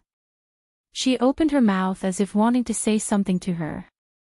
Finally, she turned her head and said, "You guys leave. Even if you can see it, the seal set by more than 10 managers at the same time will not be easily, rumble, before she finished speaking, there was a sudden loud sound. Shining suddenly reached out towards the void. She seemed to have grabbed onto something and pulled hard. The entire heaven and earth shook even more violently than before. Even Fong Fong could not stand steadily. In the next moment, a huge piece of heaven and earth appeared beneath her feet. The city that was originally right in front of them was pulled further away in an instant. It completely disappeared from their vision. No. It was not that the city had run far away. It was that the void had retreated. They were just conveniently pulled to the edge of this new world by the edge of the void. Fong Fong only felt her entire body lighten. It was as if some familiar power had returned to her body instantly. She could even feel that the plane that was originally so weak that it seemed like it was about to be extinguished suddenly had an additional trace of life. A huge gap appeared in the power that was chaining her. Chapter 551. How could it be? Her face was bewildered, as if she couldn't react at all. She was completely stunned. It was clearly a seal made by more than 10 managers working together. After so long, not only was she completely helpless, she couldn't even sense where the thing that was sealing her was. Why was it so easy for her to cheat or whatever? You'll be fine once you get used to it. Father Nyo, who was experienced, suddenly spoke. Ha! What cheat? Fong Fong was stunned.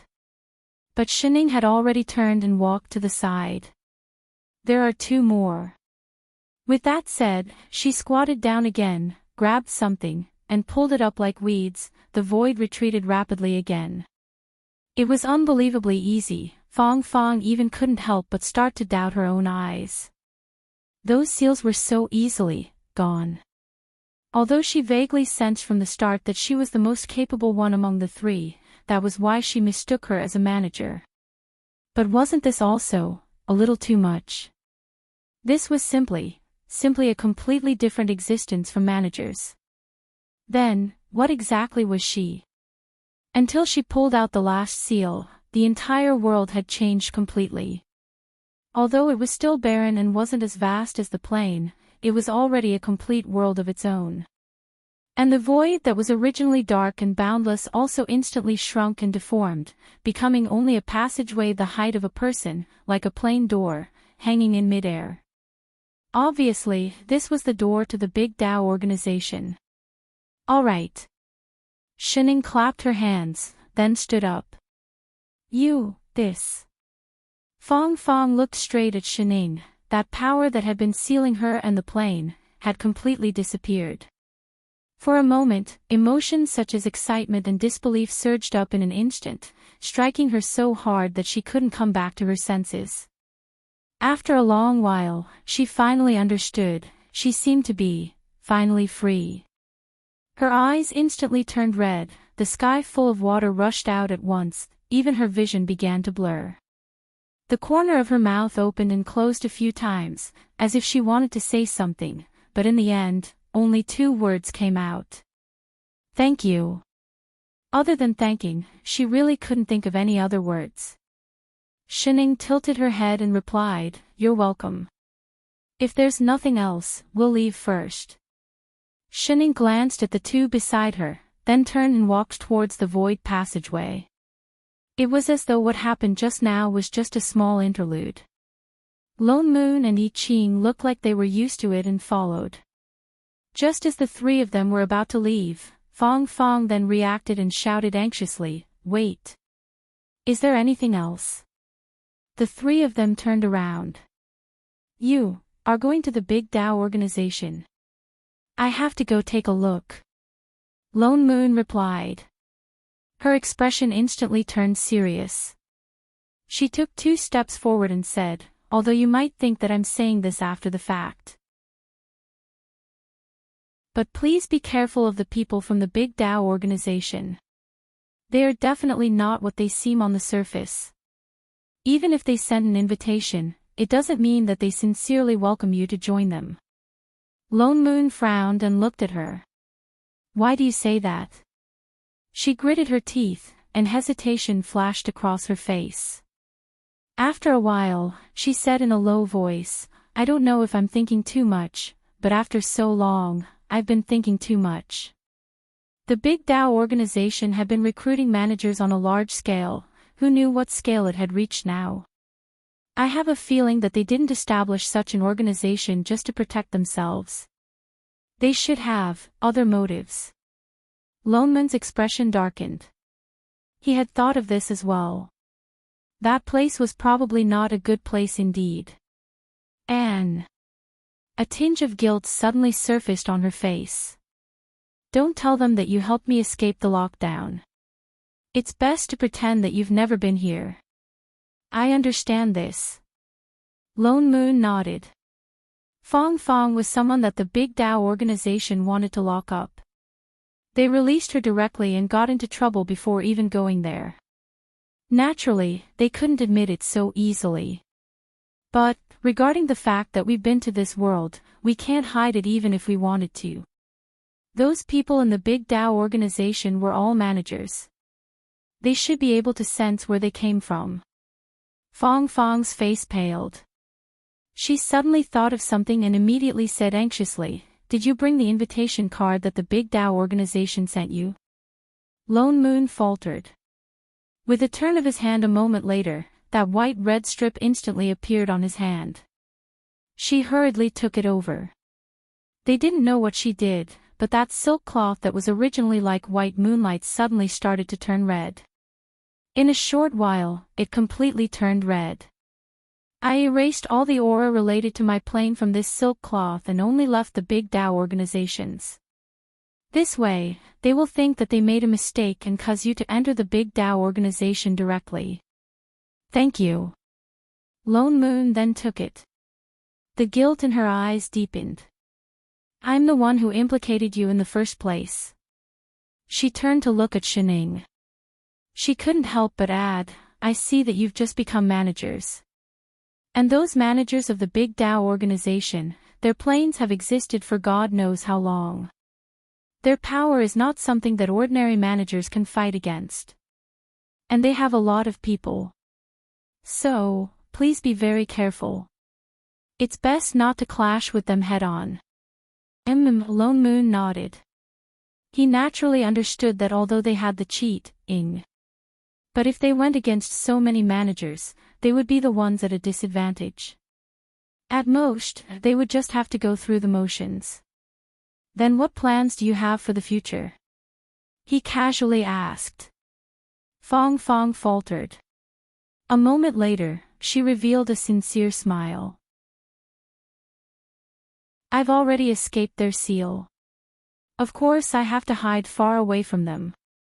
Then I'll rebuild my plane. Her eyes were filled with anticipation for the future. There was no longer the despair that she revealed from time to time. Then we'll meet again. Lone Moon said and was about to turn. But Fong Fong suddenly took 2 steps forward and walked to Shenying's side. Full of excitement and gratitude, she pulled her hand and said, Miss Shen, I have nothing to give you. Please take this. With that said, she stuffed a pear into her hand. This is a small sealing array made using the original source of my plane's chi.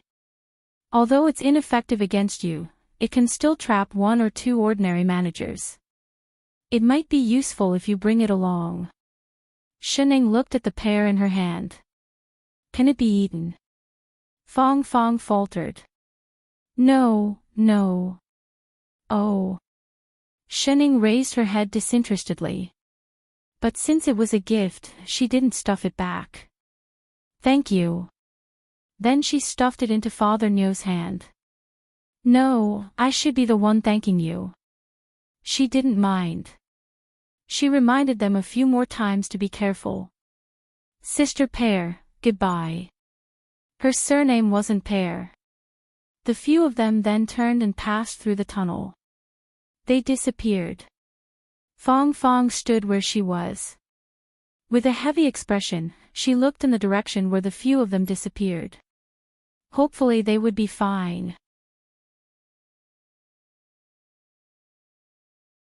Chapter 552. After the few of them walked into the black tunnel, their eyes lit up in the next moment. The scenery around them changed, and they arrived at another world. This was a completely different world. In front of them was a mirror-like water surface, but there was not a single ripple on it. The clear blue sky and white clouds in the water made them feel like they were walking in the sky. The sky wasn't just filled with blue skies and white clouds. There were tens of thousands of stars, but they weren't scattered all over the place. Most of them were gathered together and emitted different dazzling colors, just like many plane trees. The surface of the water stretched as far as the eye could see, and it was completely empty. There was only a huge palace standing on the surface of the water in front of them. It was very strange. It looked very grand, and it emitted a faint white light, as if it was made of light. The whole world was filled with a thick energy. It did not seem like God power, nor was it immortal spirit chi. But it felt familiar, as if it was the power of a manager. The three of them exchanged glances before walking toward the palace. With every step they took, ripples would form beneath their feet, spreading to the entire surface of the water. As long as they lifted their feet, a crystal-clear white flower would bloom at the spot they had stepped on. It was hard to tell what it was, but it was exceptionally beautiful. Even Lone Moon was shocked. Flowers bloomed with every step. This was very cool. No wonder it was a place built by a manager. It looked quite tall. Is this caused by athlete's foot? Shining suddenly asked. Lone Moon stumbled and almost fell on the ground. Instantly, all his cool seemed to be crushed into pieces. Two unspeakable gazes landed on a certain someone in unison. What's wrong? Shining continued eating her fruit, looking at the two of them blankly. Lone Moon, Ching, it felt like all his cool would be revealed in front of Shining. Father Nyo, you're the biggest. Shining pointed to the flower beside Lone Moon's feet. Shut up. You're the one with the biggest athlete's foot, your whole family has the biggest athlete's foot. Wait. Why don't you have it? He turned back and realized that there were only 2 rows of white flowers on the water surface. They were exactly where he and Chef came from. But there was nothing behind Shining in the middle. Shining turned back to look and said seriously, I wash my feet every day. Get lost. You're just trying to get rid of the joke about athlete's foot. Maybe that's the reason. Chef suddenly pointed at the reflection on the water. Ha! Lone Moon was stunned. He hadn't noticed earlier, but now that he looked closely, he realized that the shadows that he and Chef had formed on the surface of the water were not his own. 2 trees appeared under their feet. The one under Chef's feet was a golden tree with lush foliage, while the one under his feet was a smaller, bare purple tree that looked like it had entered winter early. This was their plane tree. There was nothing beneath Shen Ying's feet, not even a reflection. Lone Moon's expression darkened. At once, he was even more fearful of the power of the so-called Big Tao organization's management. It was just a body of water, yet it could directly reflect the situation of their plane.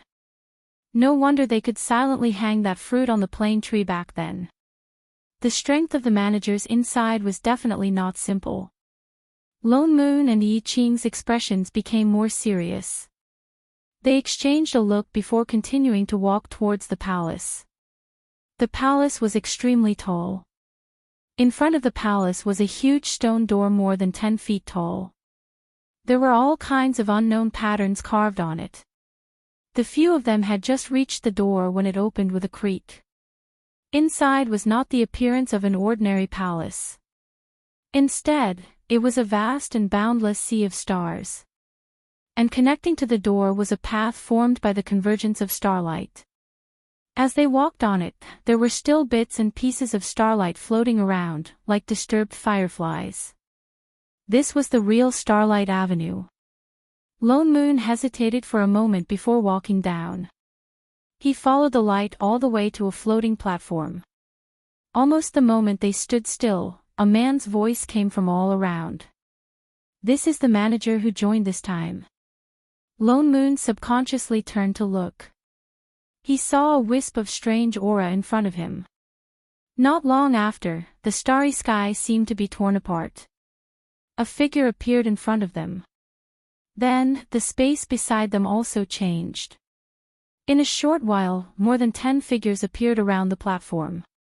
Each of them had an aura similar to that of him and Chef. Without a doubt, these were the managers of the Big Tao organization. He counted carefully. There were as many as 16 of them here alone. At the same time, 16's gaze swept over them. Looking at their auras, they seemed to be managers of new planes. Is the standard for joining so low now? The man who spoke first laughed coldly. It was clear that he had a problem with them. Instead, the woman beside him said, "That invitation was just sent out not long ago. Although it's a new plane, to be able to pass the test so quickly proves that they have some ability." The man on the right also chimed in. "Being able to reach here proves that they have the qualifications to join the organization and become one of us." "That's right, Tuji. Who knows, we might all be friends in the same organization in the future. Why do you have to make things difficult for them right from the start?" Another man also spoke up. "Humph." The man called Tuji snorted coldly. Still with some dissatisfaction, he said, "It's not certain whether they can join the organization or not. Our Big Tao organization is not a place that just any manager can join." Lone Moon frowned as he listened. It turned out that these people were the ones who sent them invitations to join the organization. Not only did they send them to some godforsaken place for a test, they even picked on them the moment they entered. Lone Moon could not help but feel even less disgusted with this so-called Big Tao organization. The woman beside Tuji smiled at them and said, "The two new managers do not need to be nervous. We are all allies in the organization. As long as Boss Yu Hing agrees, your plane will also be an ally with us in the future. It's just that there's a small matter that we need to confirm." With that said, apart from Tuji, all 16 of them turned to look at the person in the middle. "May I ask, when the few of you were walking outside just now, what was the color of the flowers that grew in the water?" The woman asked. Lone Moon was stunned. He did not know why she would suddenly ask this. But he guessed that this kind of thing could not be hidden. Hence, he directly said, "The flowers that grew under our feet were all white." "White?" the woman exclaimed. She was not the only one. Everyone present looked over in surprise. "Are you sure it was white?" "I'm sure." Everyone was silent for a moment. Especially Tuji, who directly said, "How is that possible? I don't believe that the managers of these two new planes would have this kind of ability." With that said, he waved his hand and conjured a water mirror. He shook the mirror and immediately, the scene of them walking on the water appeared. When he saw the white flowers on the water surface, Tuji's face paled. He looked like he had eaten **tea. Even the other managers were shocked. They turned and whispered to each other, as if they were very surprised by this scene.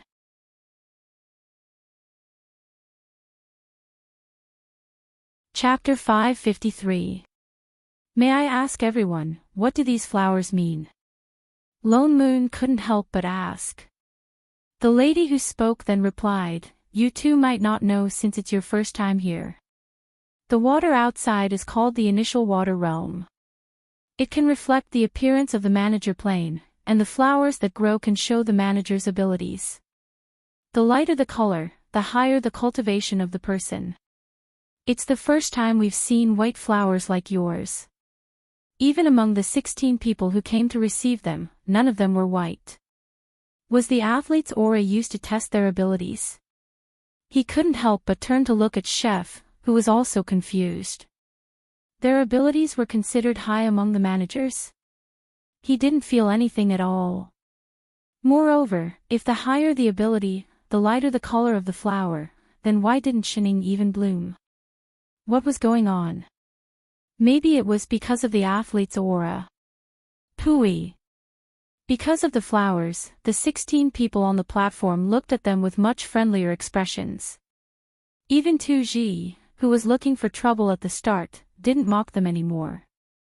Looks like I have to congratulate the two of you in advance for becoming members of the Big Dao organization. The lady's gaze became more passionate. Lone Moon held it in but didn't say anything to object. Naturally, he didn't want to join this Big Dao organization. One look and he knew it wasn't a proper organization. But Sister Fong Fong was right. There was no need to clash with them. He wasn't afraid of them. What's more, they had the plane behind them. If they joined forces against them, who knew what would happen? This was also why they made this trip instead of going back directly. They might as well pretend to join first. With such abilities, it's no wonder you passed the test so easily, the lady continued. At the same time, she raised her hand to conjure a seal, as if she wanted to do something. As long as Boss Yu hang. She suddenly paused. What's wrong?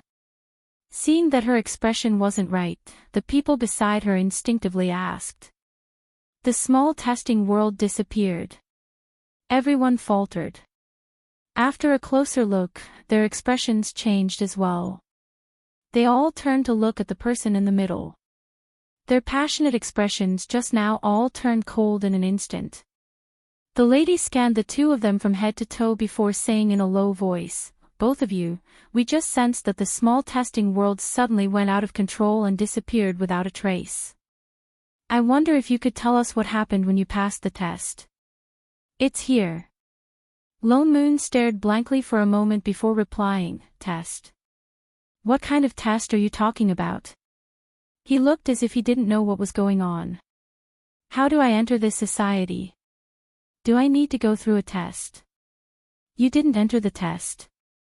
The woman glanced at him suspiciously. "Then how did you get here?" "Of course it's because of the aura on your invitation card." Lone Moon took out the red ribbon that he had prepared earlier and activated his immortal chi. The ribbon floated towards the other party. The woman took it and glanced at it, and her face instantly darkened. On the other hand, the manager named Tuji laughed out loud as if he had found something to use against them. "Ha ha ha ha. I really thought they passed the test so quickly. Turns out they didn't even enter the test." After saying that, he looked at the woman mockingly. "Xiao Yun, how could you make such a small mistake? Let's see how you're going to explain yourself when boss arrives." "You." The woman glared at Tu Ji angrily. She looked at Lone Moon and Yi Qing with a look of reproach. She was no longer as enthusiastic as before. "What do you guys think we should do? Are we going to accept them or not?" The others exchanged looks. They didn't expect to make such a mistake. Before he could say anything, Tu Ji had already started yelling. "Of course not. Those who don't pass the test can't enter the society. That's the rule." Tu Ji glanced at them. "It's the same no matter how strong they are." "Then what do you think we should do?" Xiao Yun was also angry. She glared at him. "No wonder there's a new test. The small world for the test has already disappeared. Anyway, we can't let them enter the society so easily. What's more, they're people you found." You, seeing that the two of them were about to start arguing, someone beside them suddenly said, "Stop arguing, the two of you. Boss is here." The two of them's expressions changed. They stopped arguing at the same time. The next moment, a special suppressive force appeared in the air. This suppressive force was so strong that it was completely different from that of a manager. Even Lone Moon and Yi Qing were stunned. They subconsciously turned to the right. They saw the space in that direction distort. A man dressed in black suddenly appeared. He was dressed in a long black robe that was embroidered with ancient, light-colored patterns. His long hair flowed down his back like silk. He had sharp eyebrows and bright eyes. He was very eye-catching. He looked even better than the human form of Radish. However, there was a hint of coldness in his eyes. The suppressive force just now was coming from his body. This must be the boss Yuheng that those people were talking about. Lone Moon and Yi Qin couldn't help but be wary. This was not an ordinary manager. Greetings, boss. The 16 managers present all bowed in his direction. Their expressions didn't look like they were showing respect to their colleagues. They looked more like fear. What's the matter? Yuheng asked directly. Xiao Yun's expression changed. She stepped forward and explained, Boss, there's a problem with the 2 managers we just invited. They came here without going through the test. Coincidentally, the small world for the test has disappeared. We can't bring them back for the test, so... What's the problem? Yuheng asked directly. Xiao Yun's face turned even paler. She handed over the red ribbon in her hand. Boss, it's my mistake. I tied the teleportation coordinates on the invitation card wrongly. Please punish me. Yuheng glanced at the ribbon. His expression turned even colder. He took it and asked, What do you plan to do? Xiao Yun said hesitantly, They're not bad. She was just about to tell them about the white flower. Rules are rules. Tu Ji suddenly rushed out and continued arguing. Boss, people who haven't passed the test can't join the Big Dao organization. We can't break the rules. Otherwise, wouldn't anyone be able to join? We can't just let them go back, can we? Go back. Tu Ji snorted. He scanned the few people in the middle with evil eyes. Go back for what? Have you ever sent anyone who hasn't joined the Big Dao organization back? Xiao Yun paused. She seemed to have thought of something. You mean, they broke the rules? Of course they have to pay the price. Tu Ji's eyes suddenly lit up. He looked straight at the 2 of them. Anyway, their plane is just a newborn plane that isn't that important. The powers of these 2 can be used to nourish the waters outside. Wouldn't it be better to help other members increase their powers?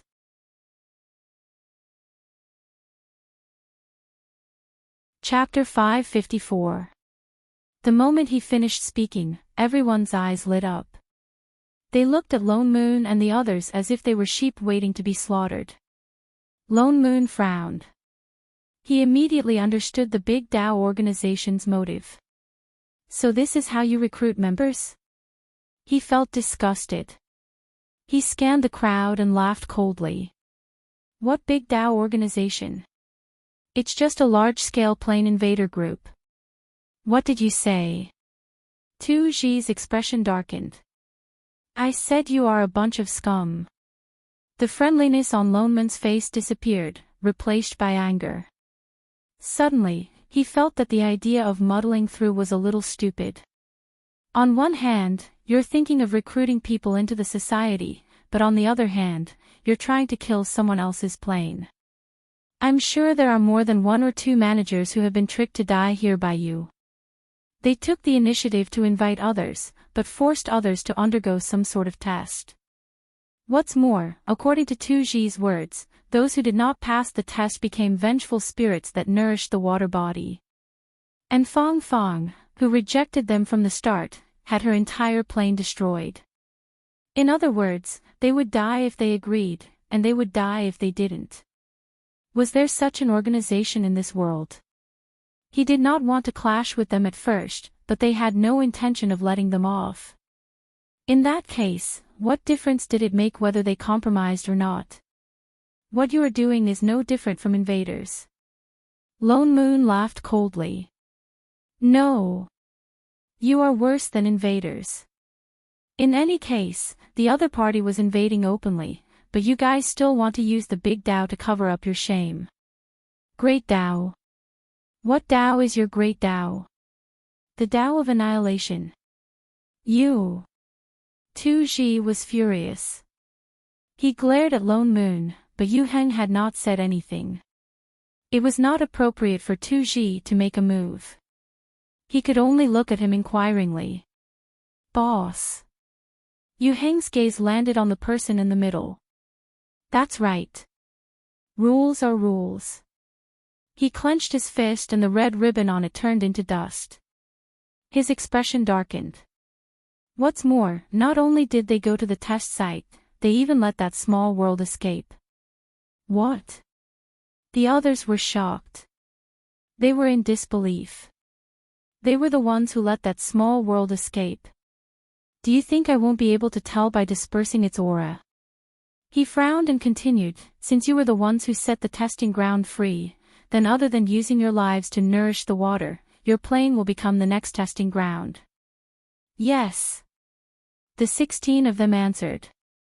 Lone Moon could not be bothered to argue with him. Both he and Chef summoned their swords. That would depend on whether you have the ability to do so. So what if they had more people? In the next moment, the other side had already swarmed forward, and their figures were like afterimages as they charged towards the two of them. 8 on your left, 8 on my right.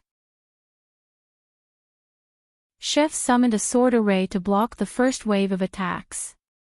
After giving instructions, his figure flashed and he attacked with his sword. Something's wrong. Lone Moon suddenly took out something and threw it at the opposite side.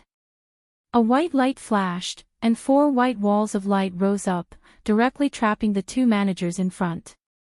It should be 7 per person. The pairs given by Sister Pair were indeed useful.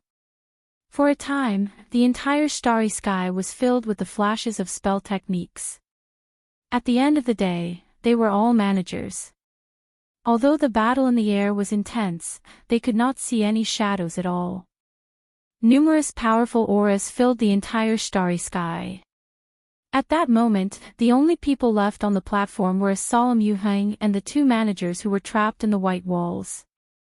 Although Lone Moon and I Ching had just been promoted, this was not the first time they were fighting managers. What's more, compared to the previous manager who invaded, these few people in front of them did not seem to be at the same level. Although it was 1 against 7, the 2 of them did not seem to be at a disadvantage. They even took the opportunity to seriously injure 2 of them. The expressions of the few of them changed. Their attacks became even more ferocious. Even the starry sky around them began to distort. Tu Ji, who was fighting with Chef, was the one who was in the worst condition. He did not know if it was because he had spoken too much earlier. Every attack that the other party sent at him was more ferocious than the others. In a short while, he was already covered in wounds. Even the flow of his energy became smoother. He gritted his teeth and took advantage of the time when the other party was attacking to hide himself. He went behind the other party and used all the energy in his body to attack with all his might.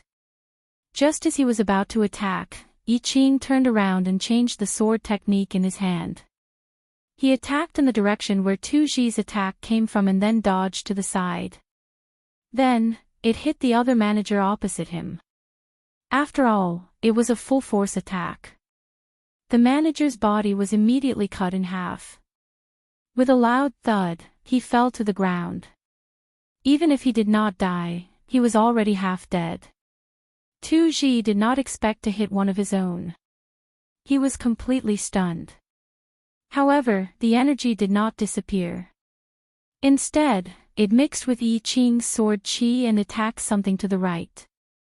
There was a loud cracking sound. It was as if some mechanism had been activated. In the originally pitch-black starry sky, a crack appeared.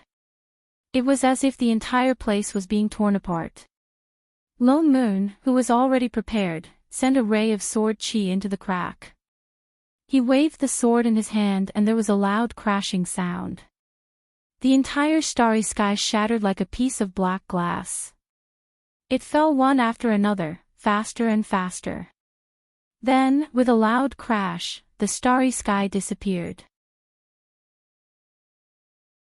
The entire beautiful palace collapsed. Everyone returned to the body of water. The feeling that had been suppressing Lone Moon and I Ching disappeared. The remaining managers' expressions changed. Lone Moon's heart relaxed. Humph. Did they really think that they did nothing when those managers were discussing? He and Chef had already figured out that starry sky. It was a world within a world. And it was a world that completely belonged to the 16 managers. That was why their abilities were suppressed. While they were chatting, he and Chef had already discussed how to break out. Without the suppression, the two of them attacked even more fiercely. But the other side had more people after all. Although one was crippled and two were locked up, Tuji had lost all his fighting strength and one was seriously injured. But there were still 11 people. The two of them were having a hard time dealing with them. And the other side seemed to have noticed that they looked scattered. But in fact, they were working together from time to time. They had the intention of taking them down one by one. So they started to cooperate and attack. Seeing that the situation was in a stalemate, a pair suddenly flew out and hit the two managers who were attacking Lone Moon. In an instant, 4 walls of light rose up and trapped them inside. The pressure on Lone Moon was instantly relieved. Turning back, he saw Fong Fong standing behind, panting heavily. She looked like she had rushed over. Pair. Lone Moon was shocked. My name is Fong Fong. She glared at him.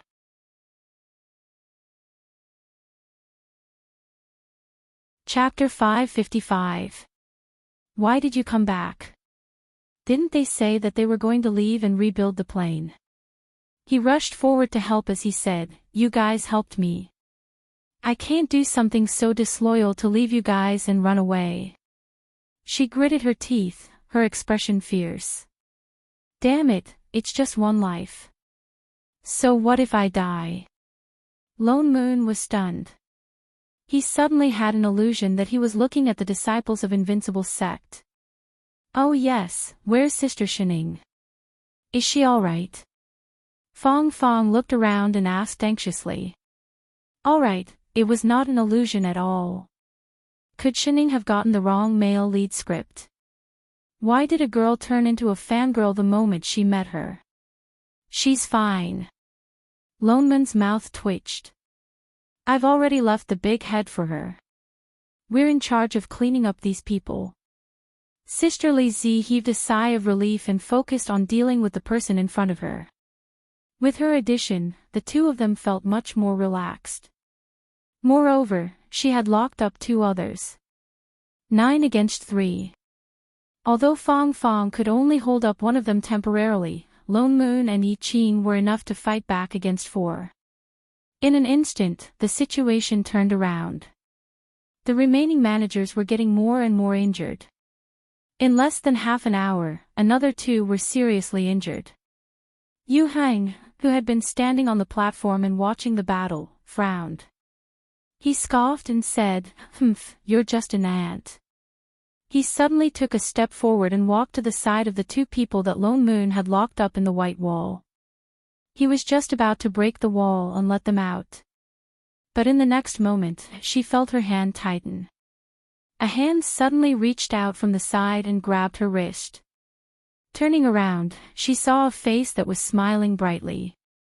"Sorry, you're my mission." "Ha!" Yu Heng was stunned. Who was this person? Where did she come from? He subconsciously retracted his hand, but found that he could not move. Shen Ying's eyes narrowed.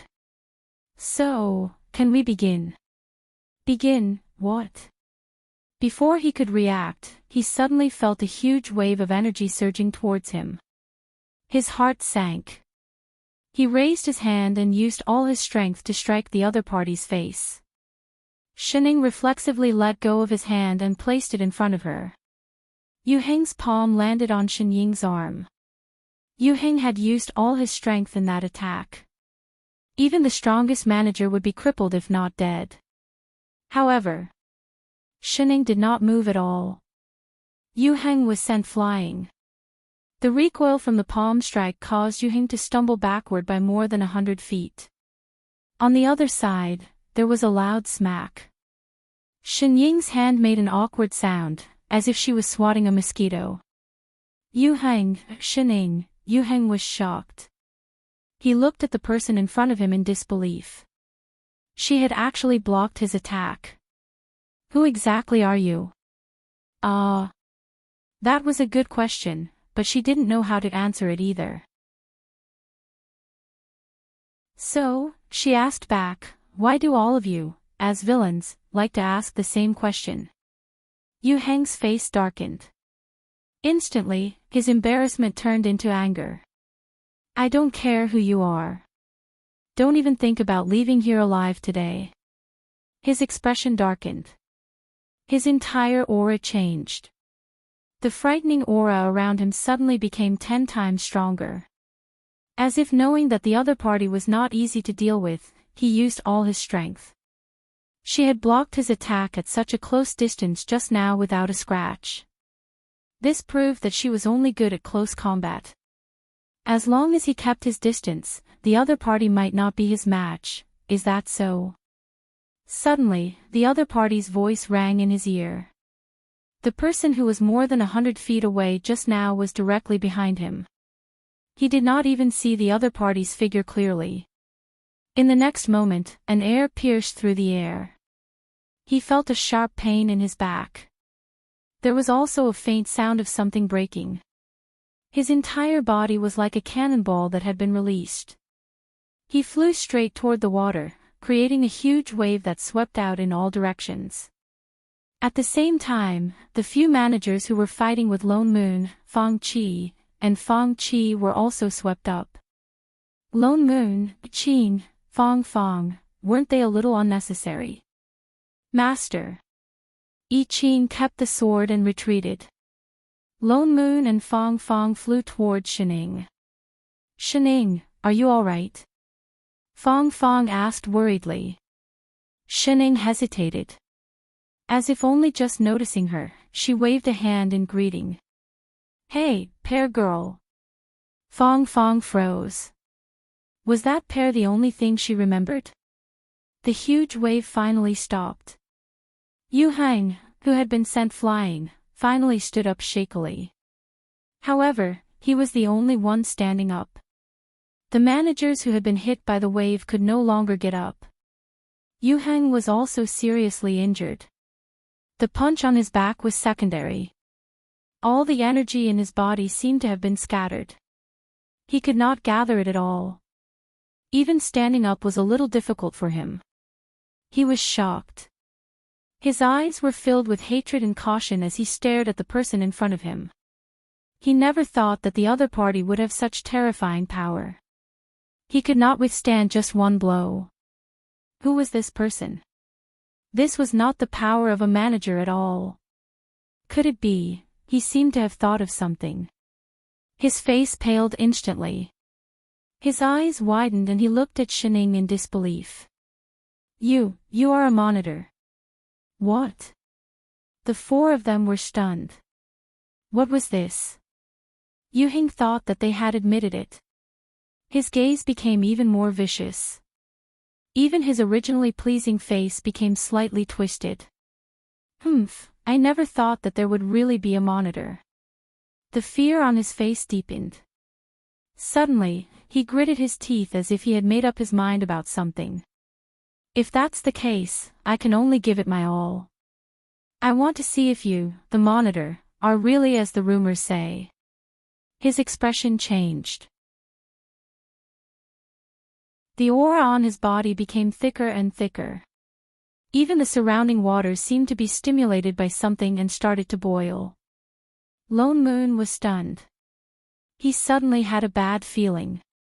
What's wrong? Fang was also shocked, but in the next moment, she felt her whole body sink, as if there was some terrifying pressure sweeping over.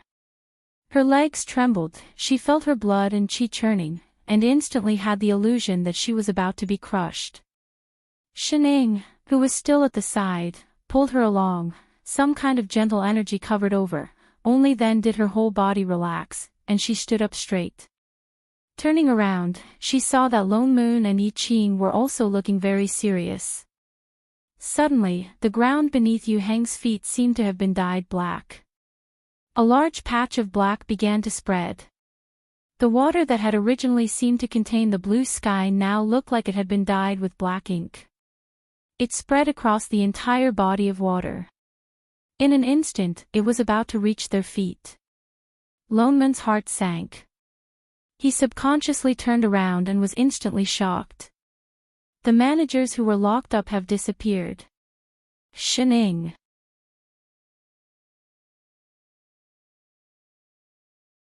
Chapter 556. Shining had already rushed over, but she was still one step too late. Yu Heng seemed to be prepared for this. In a flash, he disappeared from his original spot. Shining missed her target. The next moment, Yu Heng appeared in the sky. Lone Moon and the other two rushed over as well.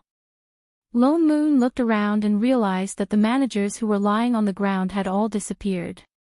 Everything around them had turned into a pitch-black body of water. What was going on?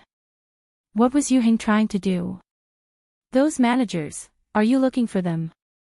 As if he could guess what they were thinking, Yu Heng, who was in the sky, smiled sinisterly. Beside him were the 16 managers, including the 4 who had just been locked up. Some of them were still unconscious. However, all of them were tied up by black threads and could not move. Boss! Tu Ji was panicking. He looked down at the black threads that bound him tightly. What are you? Yu Heng did not answer. Instead, he looked down at Shining. He looked excited. I just wanted to find a way to slowly improve my abilities. I didn't think that I would attract the legendary monitors. But that's good too. With that, he waved his hand and grabbed Tu Ji, who was closest to him. In the next moment, Tu Ji turned into a red fog and entered Yu Heng's body. The thick black around Yu Heng slowly turned into a strange red. Tu Ji did not even have time to scream. In the next moment, he turned into dust. Not even his bones were left. Yu Heng's aura became even thicker. The suppressive force around him became even stronger. Lone Moon's heart jumped. He finally understood why Yu Heng had taken the 16 managers away. It was not to save them. Oh no, he's absorbing the manager's energy. Quick, stop him. But it was too late. Ha ha ha ha. Yu Heng laughed maniacally. The fear on his face had long disappeared. Instead, he looked greedy. Once I've absorbed them, it'll be your turn. With your energy, no plane will be able to stop me in the future. He was getting more and more excited. The black chi around his body dissipated. The remaining managers glowed with different colors and started to rush into Yu Heng's body. For a moment, red, blue, yellow, all sorts of energies melted into the darkness around him, dyeing his originally pure black aura into a sea of colors.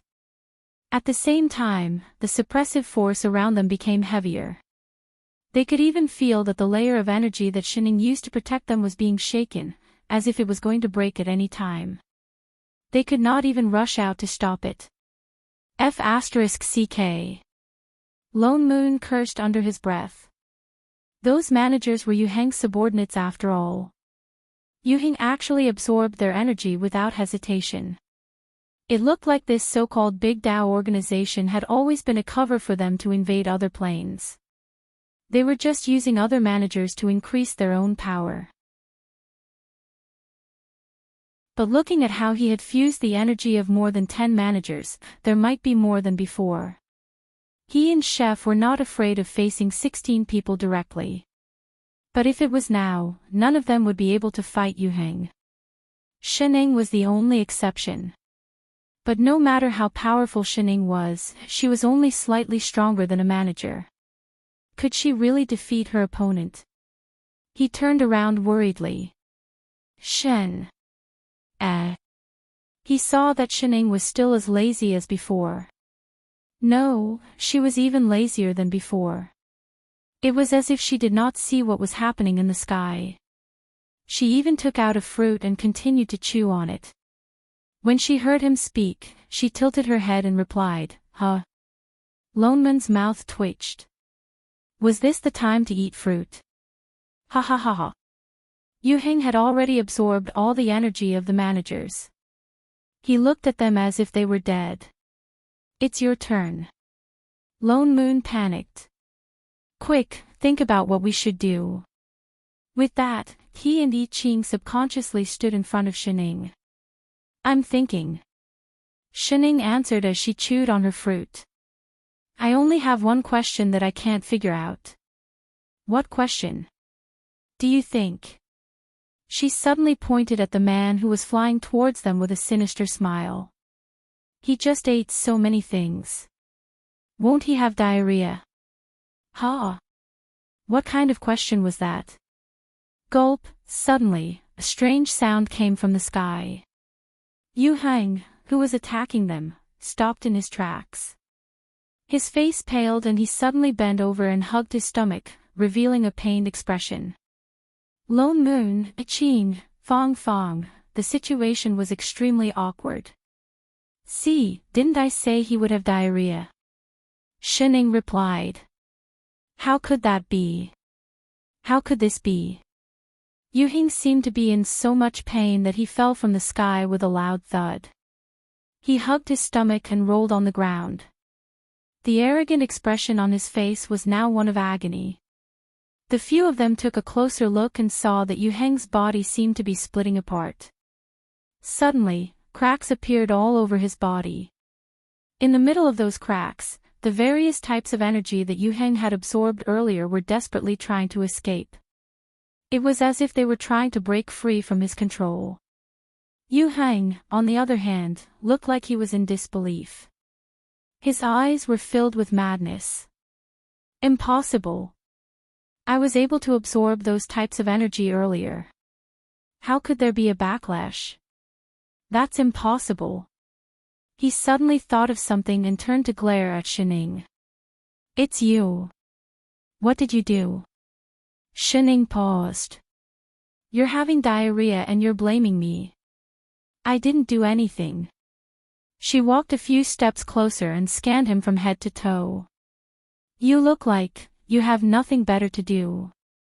Lone Moon, Ching, Fong, why did she feel that this explanation made so much sense? Yu-heng had obviously absorbed the energy of all 16 managers at the same time. He could not take it anymore and was now suffering from a backlash. He was reaping what he sowed. No. That's impossible. I clearly. Ah. More and more cracks appeared on Yu-heng's body. Rays of different colors shone through the cracks. His entire body was glowing like a rainbow. He looked like he was about to explode, but he continued to stare in Shinying's direction. His eyes were filled with viciousness as he said, "Do you think you can leave just because you beat me? Dream on." He suddenly laughed maniacally. Do you really think that the Big Tao organization only has these few people? He reached out toward the sky, as if he was tearing something out. In the next moment, the plane trees in the sky that looked like stars suddenly emitted several beams of light. Instantly, a large number of plane doors opened. One by one, figures appeared in the sky. All of them had the same aura as Lone Moon and the others, managers.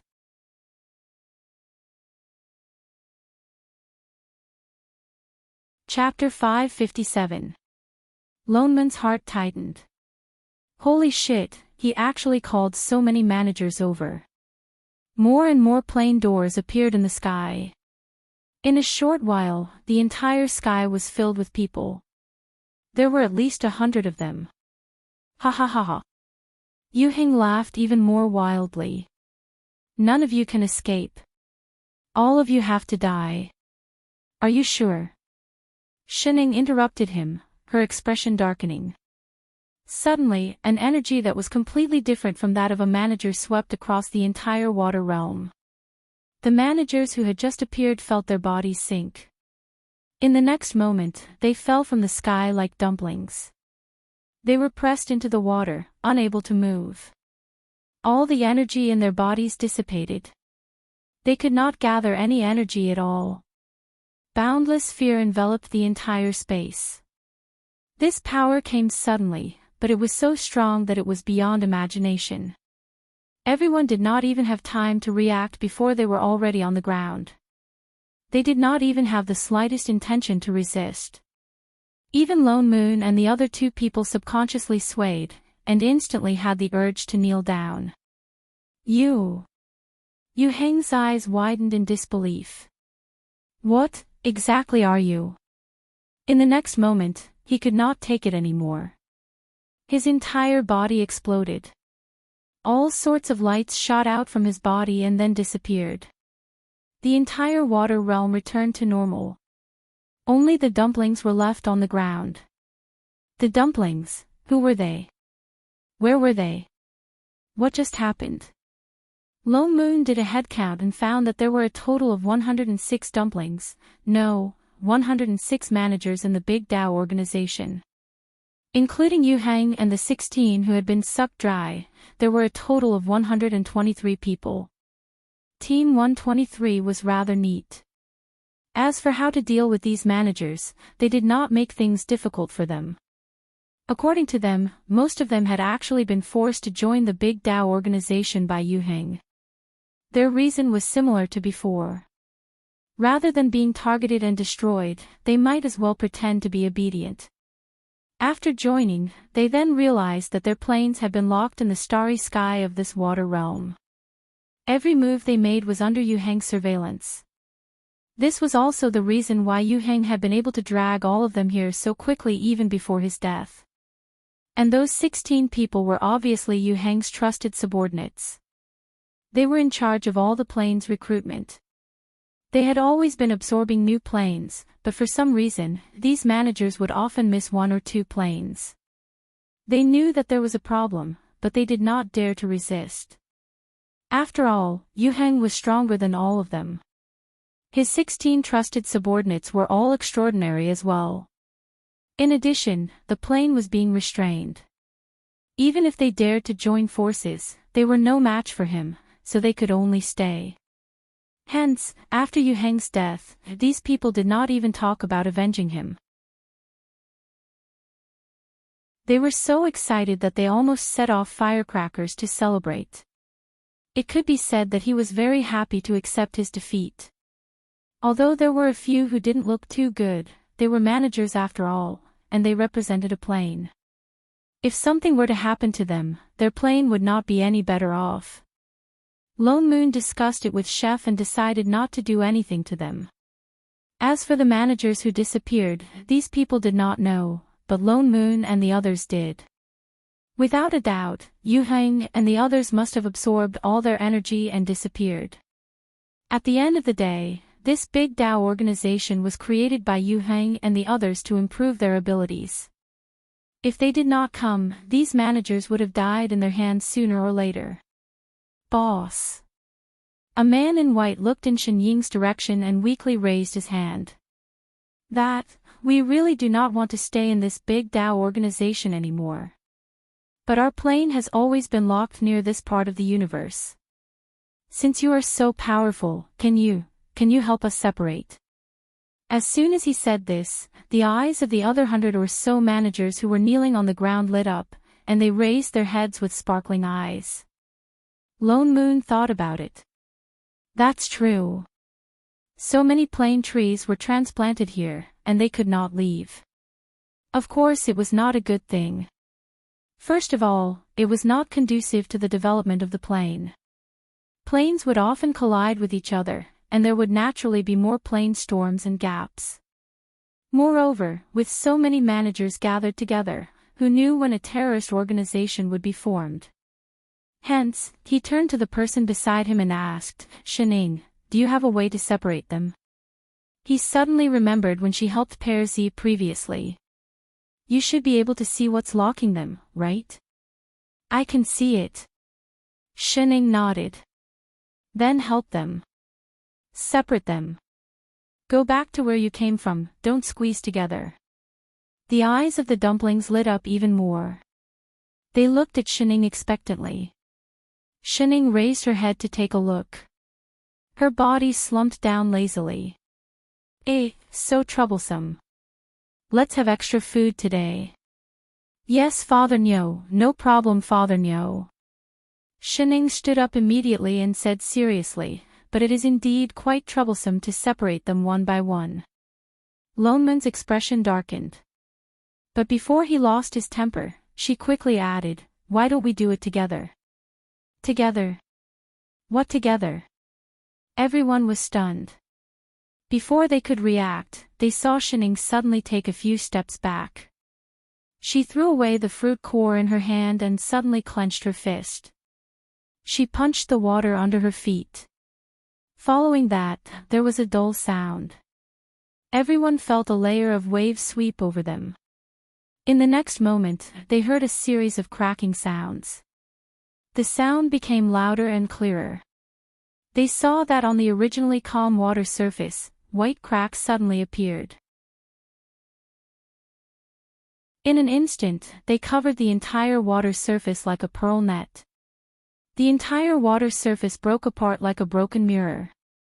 Those cracks even began to spread toward the starry sky above their heads. The dumplings were all stunned. This starry sky and water surface were created by the combined energy of several resistors in the U region. That was why they could not escape at all.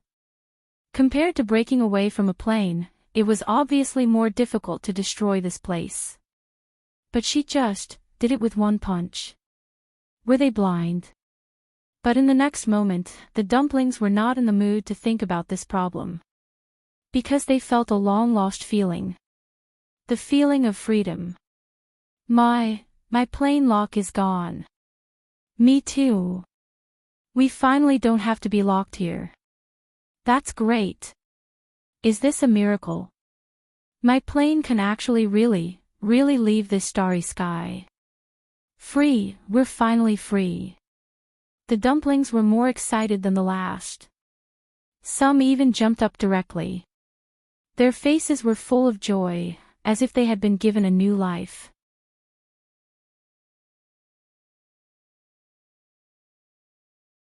Chapter 558. The plane trees that were originally made up of stars started to disappear one by one.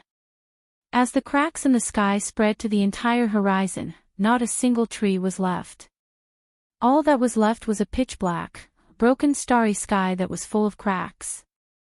Following that, there was another rumbling sound. The entire sky started to collapse like a falling ceiling. Large amounts of chaotic chi surged into this space. Lone Moon glanced at the group of dumplings who were still cheering happily. He could not help but remind them, all right, stop jumping around. Your planes have already broken away. Hurry up and do what you have to do. This space is about to return to chaos. Everyone was stunned. Then, they quietened down. They looked at each other for a while, then turned towards the few of them and said in unison, "Thank you, everyone, for your help." With that, they bowed. Although everyone's etiquette was different and they all had their own postures, all of them looked very serious.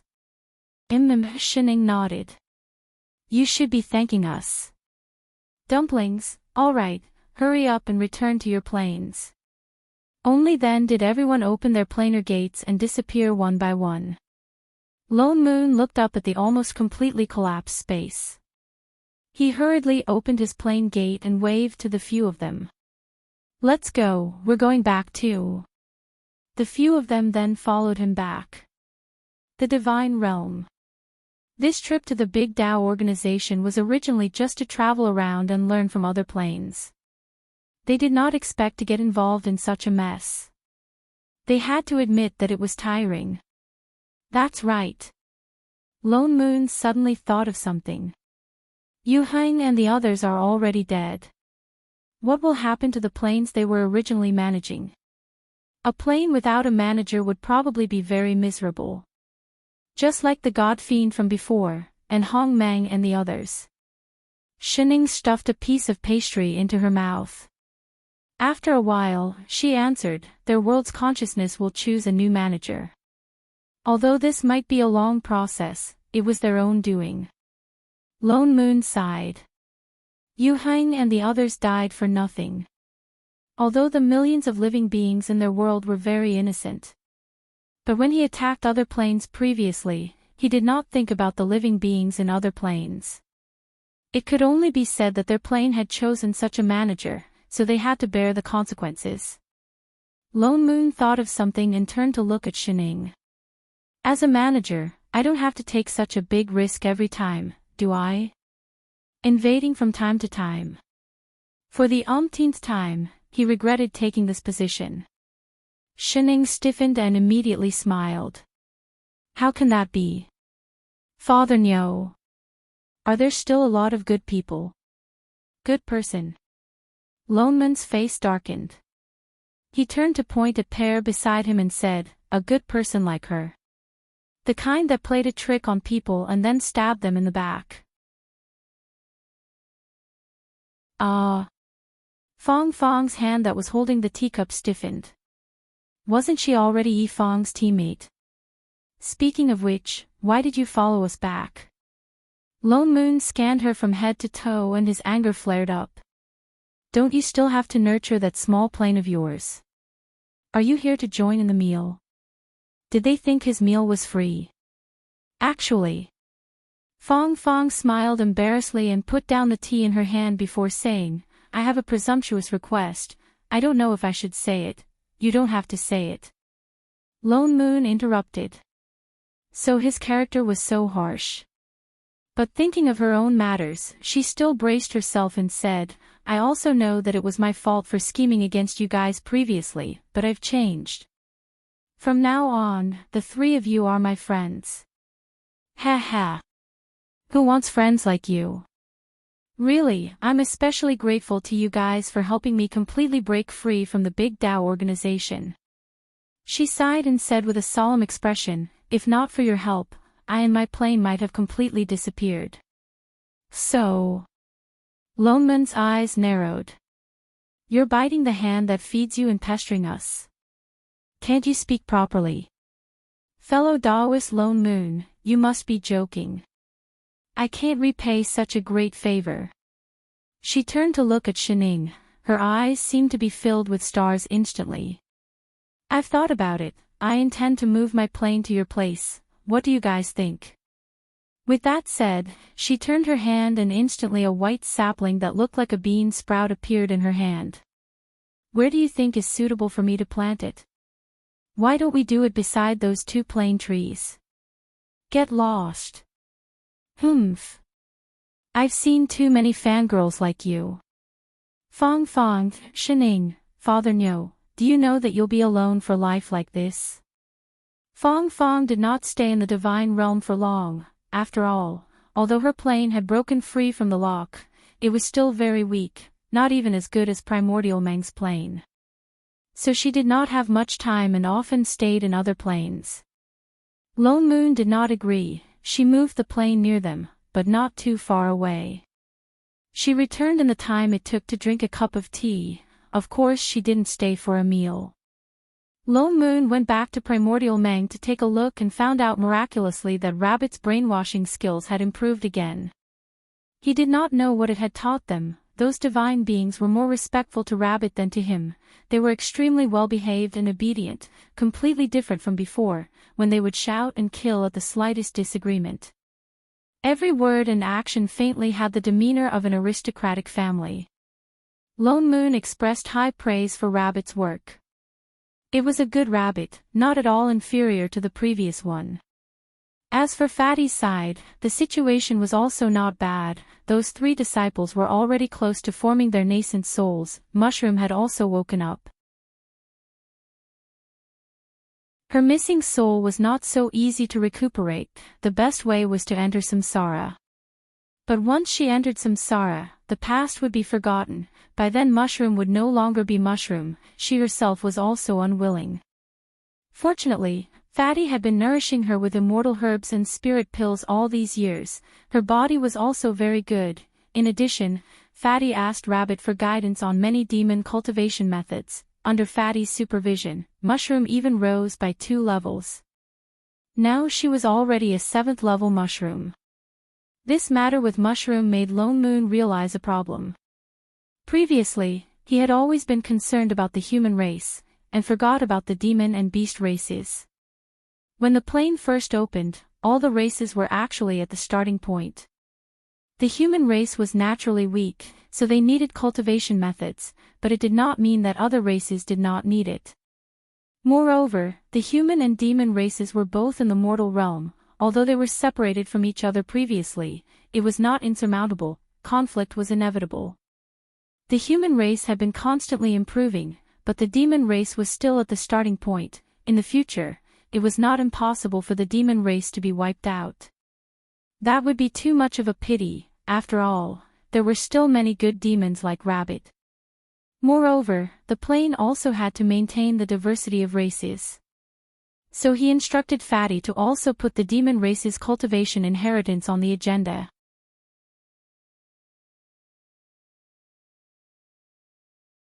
Chapter 559. It just so happens that mushroom is the first demon to start cultivating. Once he reaches the 10th level, he will go down the mountain to teach Tao like the other disciples. Fatty faltered for a moment, as if hesitating. Finally, he nodded. Yes, master. His entire person became listless. Lone Moon nodded. He did not mind and turned to return to the divine realm. 2 disdainful looks swept over him. Why are you 2 looking at me like that? Lone Moon glared at a certain master and disciple. The 2 of them were silent for a while. Then, they turned to look at Fatty. Lone Moon was left to experience it himself. Fatty, mushroom's injuries are not healed. He's going down the mountain.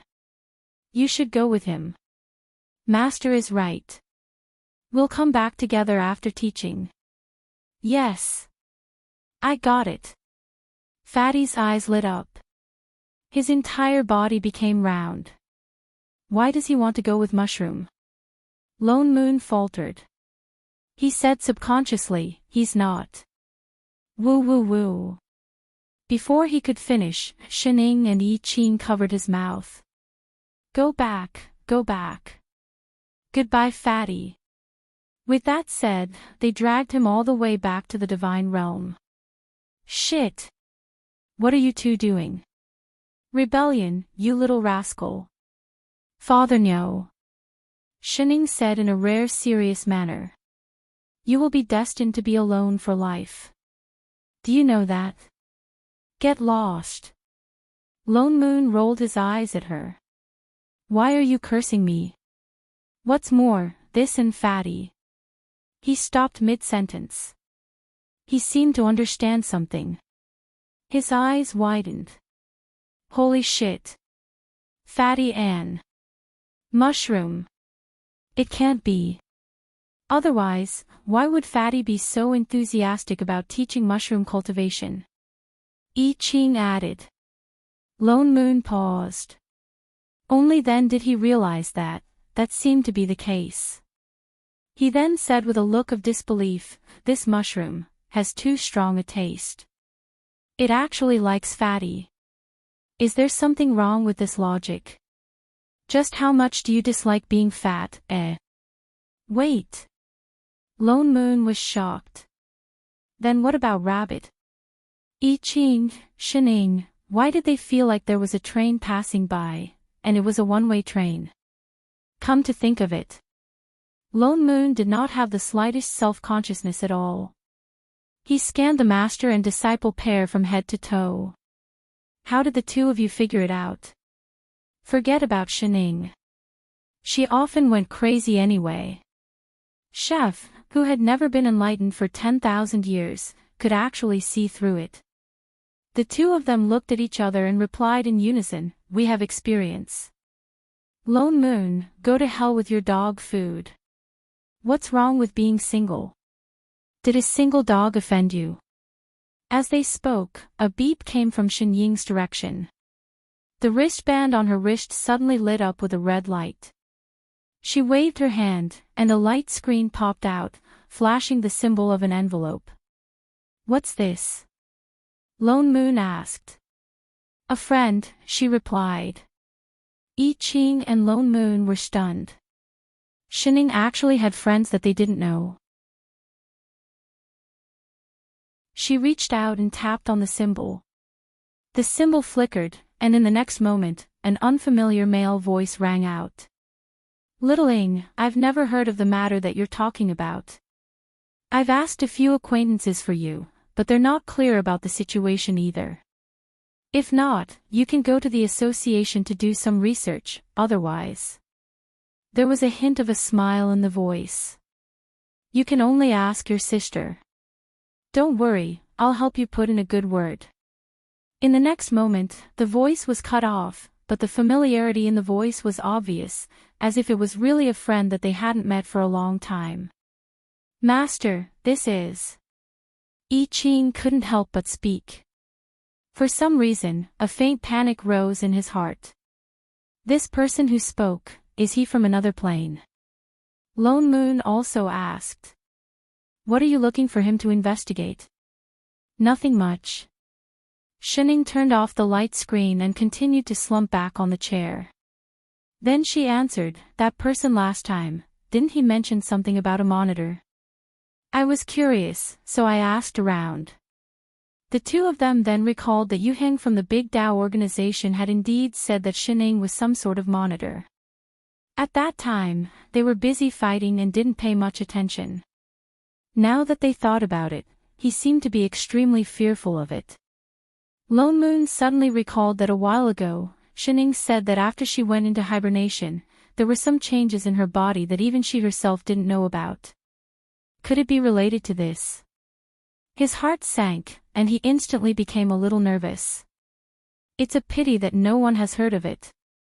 Shen took out a fruit and habitually nibbled on it. "Is there no other way?" Lone Moon asked. He kept feeling that if he could figure this out, he would be able to find out the cause of Shen Ying's body. What was that person talking about checking the information about? It's the information about the administrative committee. Administrative committee. Lone Moon and I Ching exchanged a look. This was the second time they heard Shen mention this association. "Didn't you say that it's an unreliable organization? Why is there still information about it?" "The administrative committee has a reference room." Shen tilted her head and explained, "It was built by everyone when they were bored. Usually, when something big happens in each plane, it will be submitted to the reference room for other managers who encounter similar situations." Summing up experience, this was a good idea. It seemed like this administrative committee wasn't so unreliable after all. "Oh, right." She thought of something and added, "Father Nyo, last time when I hacked your server, I uploaded this information. Motherf ****. Shameless scavenger." "Then Master, are we going there now?" I Ching asked. "Not now, we'll talk about it later." "Wait for what?" Lone Moon glanced at him. "Wasn't it better to investigate this matter as soon as possible?" "Wait for my sister to leave." Shen said seriously, "I've already informed an assistant classmate from the same batch. My sister happens to be there. When she leaves, they will give me a signal. We'll go then." Lone Moon, I Ching, although very cowardly, but why did he strangely want to give her a thumbs up for planning ahead? After so many years, this Shen was finally reliable for once. Thus, the three of them obediently stayed in the divine realm for a long time. Midway, they even had lunch, had some afternoon tea and some snacks. Shen Ying's wristband beeped again. This time, on the light screen that popped out, there was a huge explosion of fireworks, accompanied by a festive accompaniment. All right, the signal is here. Shining then stood up and reached out to open a plane door. Let's go. Why did they suddenly have the illusion that they were meeting up with an underground gang? Lone Moon and Yi Qing looked speechless. Only then did they follow Shining through the plane door. They only felt that the scenery in front of them changed. The next moment, they arrived at a pure white space. There was nothing around them, only white.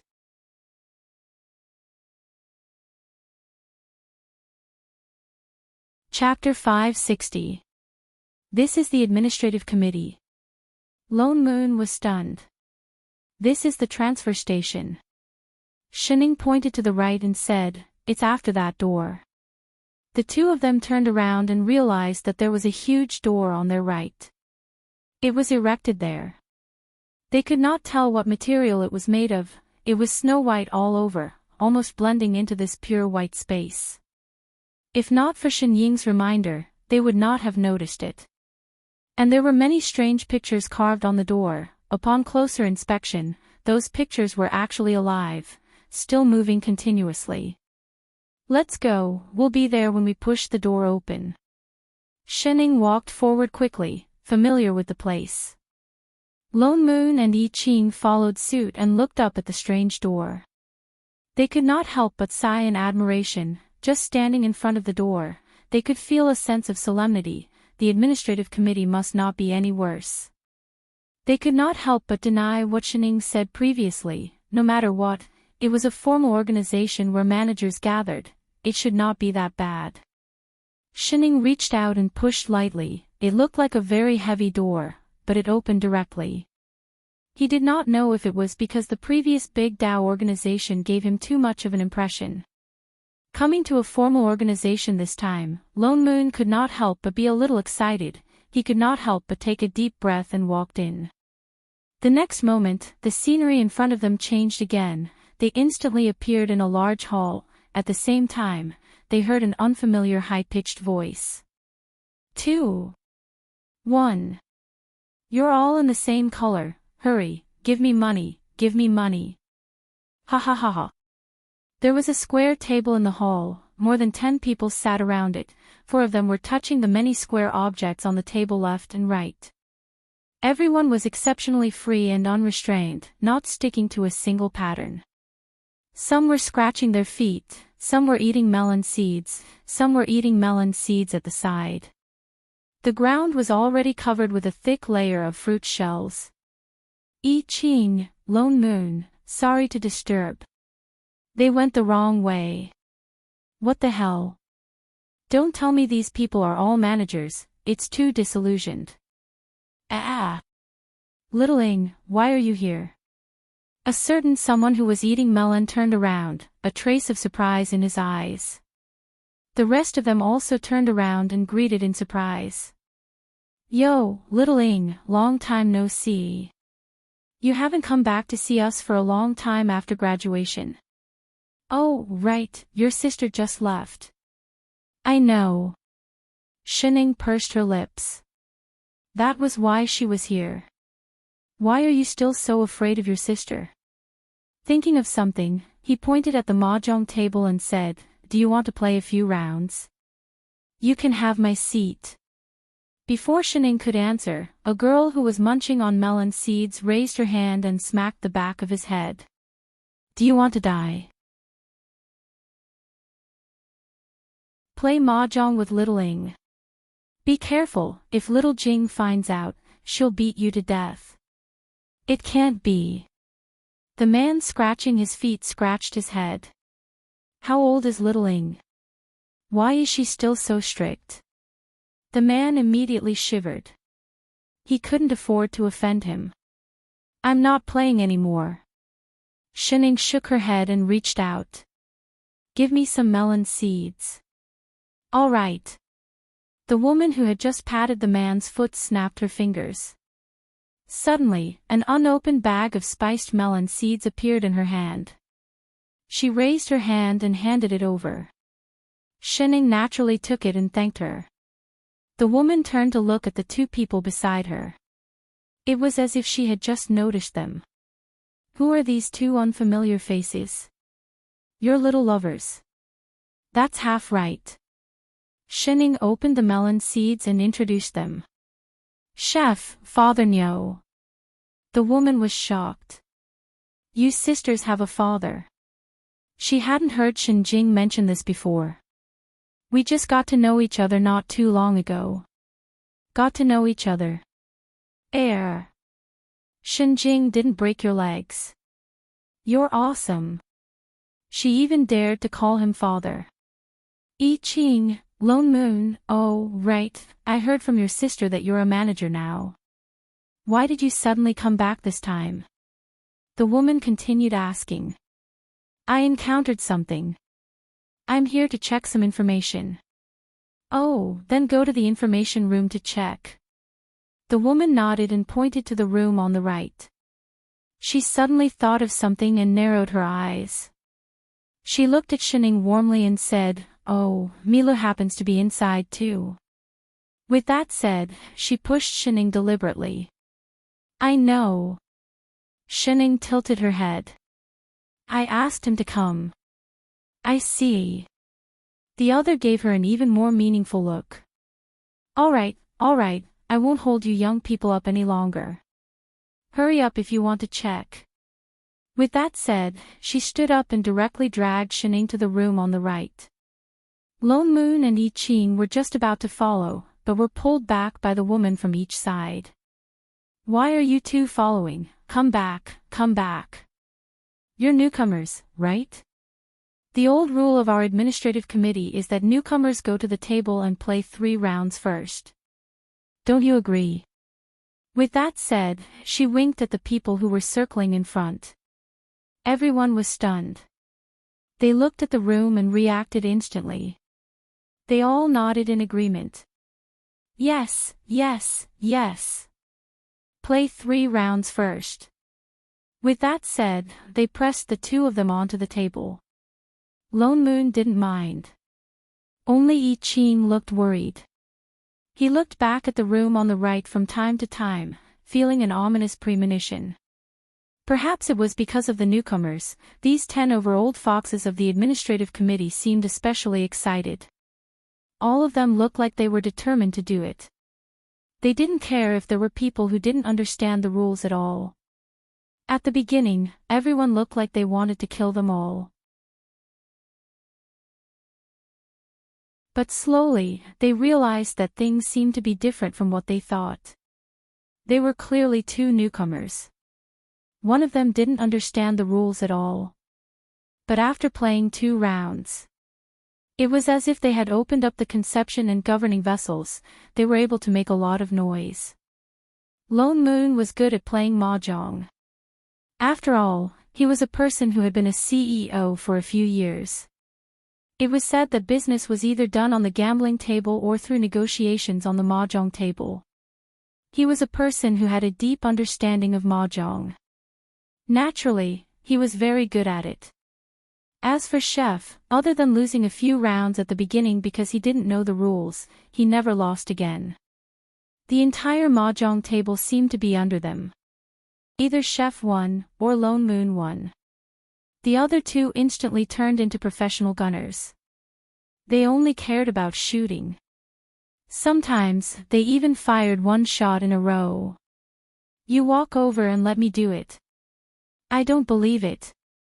The people watching at the side couldn't take it anymore. They directly changed people. After all, this concerned the seriousness of the old foxes. But even if they changed people, it didn't have any effect. Those who should win, those who should draw, those who should shoot were still shooting. 3 waves of people were changed. It was the same. Everyone, in an instant, most of the people's chips were piled in front of the 2 of them. Seeing that they were about to be wiped out, Lone Moon finally took the initiative to withdraw. He politely expressed that it was better not to disturb the seniors' leisure time.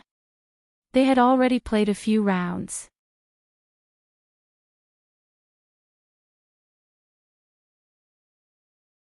Chapter 561. Everyone's eyes lit up and they all nodded in agreement. Dealing with one person was better than dealing with two, so they happily took over. They concentrated their firepower on Chef, but they still couldn't win. Once Lone Moon left, the number of cannoneers on the table increased from 1 to 3. The last bit of chips left belonged to Chef. He had lost everything. Everyone felt a little embarrassed. At this moment, Lone Moon suddenly came forward, smiling amiably and saying, "Senior has no chips, it's all right. If Senior thinks highly of me, why don't you take mine first? When I win, at most I'll give you 1% of the profit." "Good brother. You're so sensible." The other party was delighted, hurriedly took the chips in his hand and joined in another round of battle.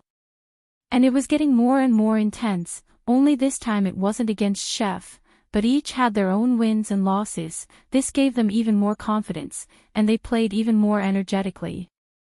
In the end, Chef also retreated with a pile of chips, sitting at the side to watch the battle, but his eyes kept glancing at the still tightly shut room. This mahjong battle only came to an end after more than 3 hours, with Chef and Father Nyo, mainly Father Nyo's overall victory. Although he didn't sit at the table after that, he just lent money at the side. By the time everyone reacted, not only had everyone lost all their chips, they even owed him a huge debt. The kind where they received a dozen IOUs. Everyone, where exactly did Littling find these two gambling gods? They were too scary.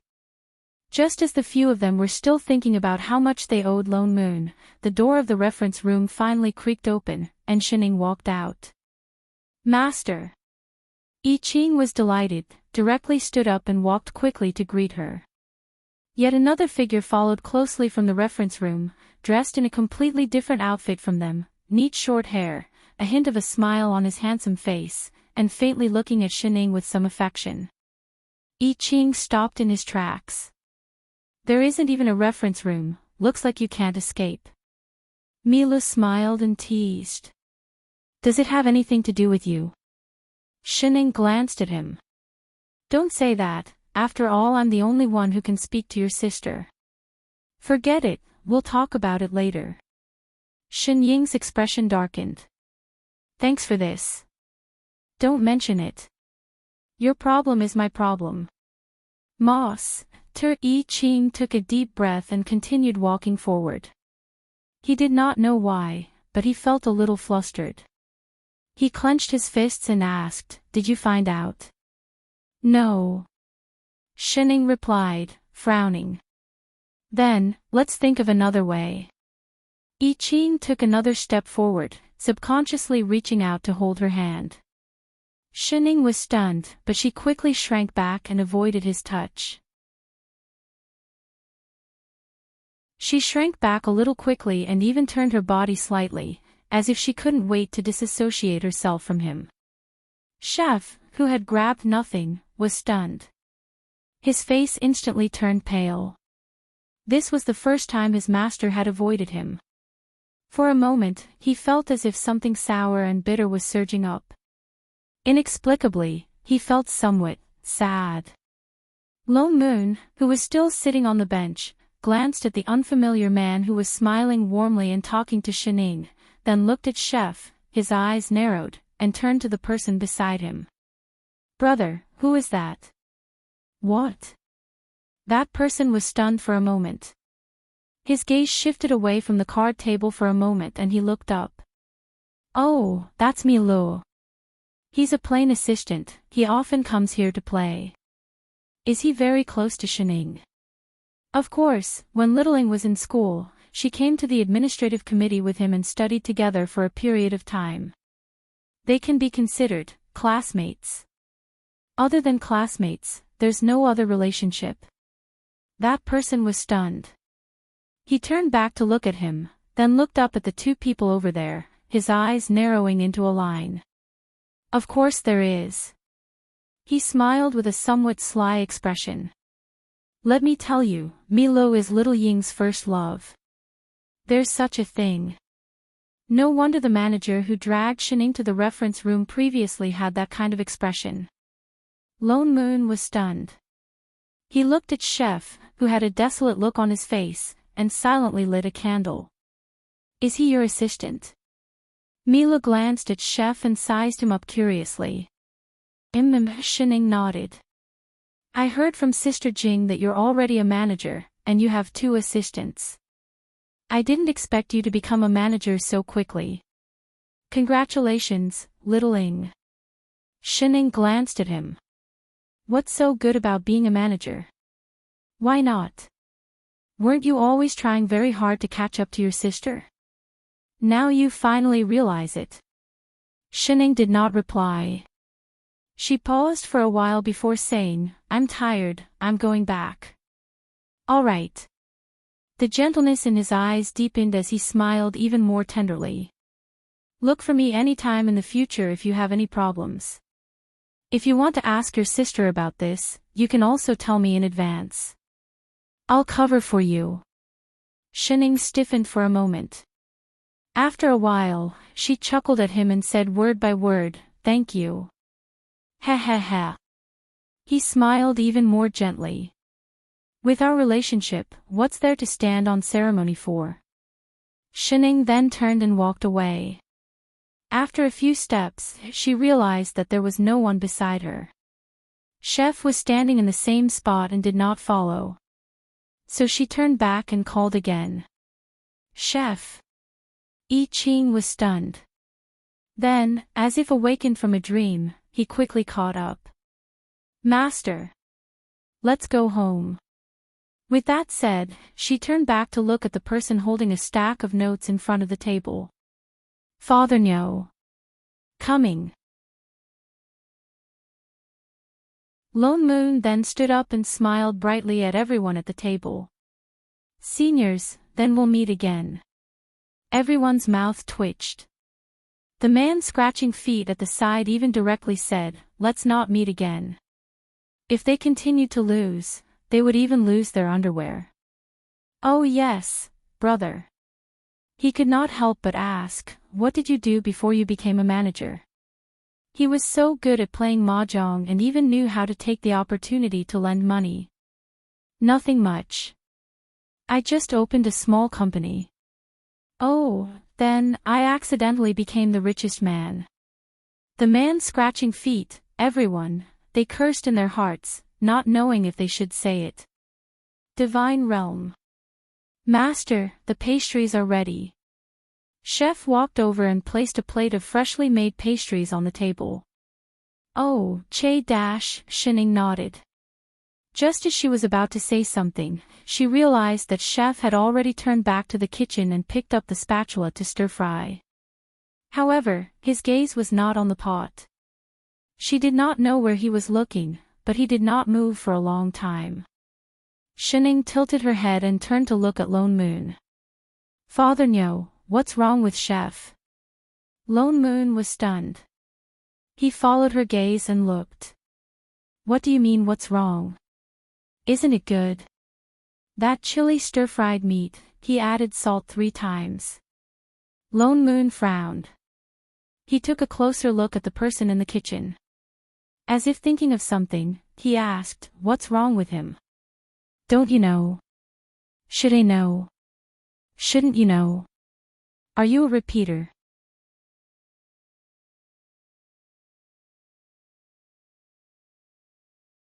Chapter 562.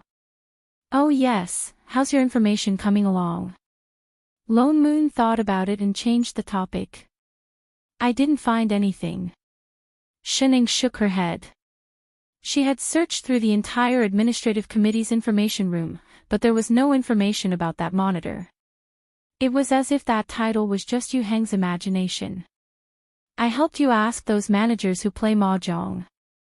Lone Moon glanced at her and said, none of them have heard of that term. Oh. Shining responded and continued to slump on the chair like mud. What do you plan to do? Nothing. You're not planning to continue investigating? Lone Moon glared at her. There's nothing in the information room.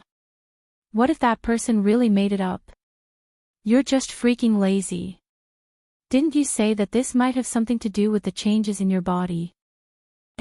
Maybe. Shining picked up a piece of pastry and stuffed it into her mouth. She paused. After a while, she put it down again and said, "It's just a feeling. But the administrative committee doesn't have it, so I can only ask my sister. She's seen many managers." "Then ask." Lone Moon said anxiously. "This has something to do with your body. No matter how scared you are, you have to ask your sister." Shining turned to look at him with an inexplicable look, with an indescribable expression. "What?" Lone Moon felt goosebumps all over his body. "Father Nyo." She suddenly sighed and said, "You and Chef are managers now." "Nonsense. Didn't you push it to us?" "Why did she say that?" "Then do you remember why I came to this plane in the first place?" "Of course it's to take over the plane." He stopped mid-sentence and widened his eyes. Shining then continued, "I came to take over this plane, but I'm no longer a manager. Other people may not be able to tell, but my sister definitely can. So what do you think my sister will do when she finds out that I have nothing to do with this plane? Catch her back." "Definitely, definitely, and definitely." Lone Moon's expression darkened. Given Shinjing's level of siscon, she would never let her continue to wander around this plane. "So, not only can I not take the initiative to ask my sister, but I also need to avoid appearing in front of her," she explained seriously, then narrowed her eyes, picked up the plate on the table and handed it over. "What do you think?" "Yes." Lone Moon nodded. What she said made sense. He grabbed a piece of pastry and said, "Then recently we..." "Pfft, holy shit. Why is this pastry sour?" Her teeth almost fell out. Shining immediately retracted her hand and pretended not to know anything. "Did Chef knock over a bottle of vinegar?" Lone Moon drank several cups of tea before he managed to suppress the sour taste in his mouth. Turning to look at a certain someone who was still cooking in the kitchen, he suddenly thought of something and couldn't help but say, "Oh right, about your body, don't tell me you didn't tell Chef." "I did mention it a little, but I was afraid that he would be too worried, so I didn't go into details." She lowered her head and looked at the plate of food on the table. It was clearly not up to a certain someone's cooking standards. "Since you know that people will be worried, you should explain some things more clearly," Lone Moon said meaningfully. "Ha?" Shining paused. "Ha what ha?" Lone Moon glared at her and pushed the pastry on the table a little further away. With a serious expression, he said, "Tell me honestly, what exactly is your relationship with that Milu?" "Who?" "Stop pretending." Lone Moon raised his eyebrows. "It's that fellow who was waiting for you in the information room." "Oh, you mean Hua Hua." "What the hell Hua Hua, would you die if you didn't give people nicknames?" "Hua Hua should be considered my classmate." "Just a classmate?" Lone Moon narrowed his eyes suspiciously. "What else?" "I heard from the people from the management that he..." Before he could finish, he suddenly heard a few beeps. His Enshin Ying's wristbands lit up with red lights at the same time. At the same time, there were signs of the plane door activating. He stood up abruptly. "Is it an invasion?" "No." Shining explained. It was rare that she took the initiative to open the plane door. "I called it." In the next moment, a familiar-looking man walked out of the plane door. He was dressed in a suit and looked handsome. He looked up towards Shining and smiled. His entire person was like the warm sun in winter. "Little Ing, I'm here." It was Mila whom they met once at the entrance of the information room. Clang! Suddenly, the sound of something being smashed came from behind. The three of them instinctively turned to look. Chef was standing at the entrance of the kitchen looking over in a daze. There was a plate of food that had just been overturned at his feet. "Sorry, master. I'll make it again." Chef hurriedly squatted down and tried to pick up the broken plate on the ground. He seemed to be frightened himself and actually forgot to use his sorcery. Was his hands shaking from being tired from cooking? Shining suddenly started to reflect on whether she was mistreating her employees.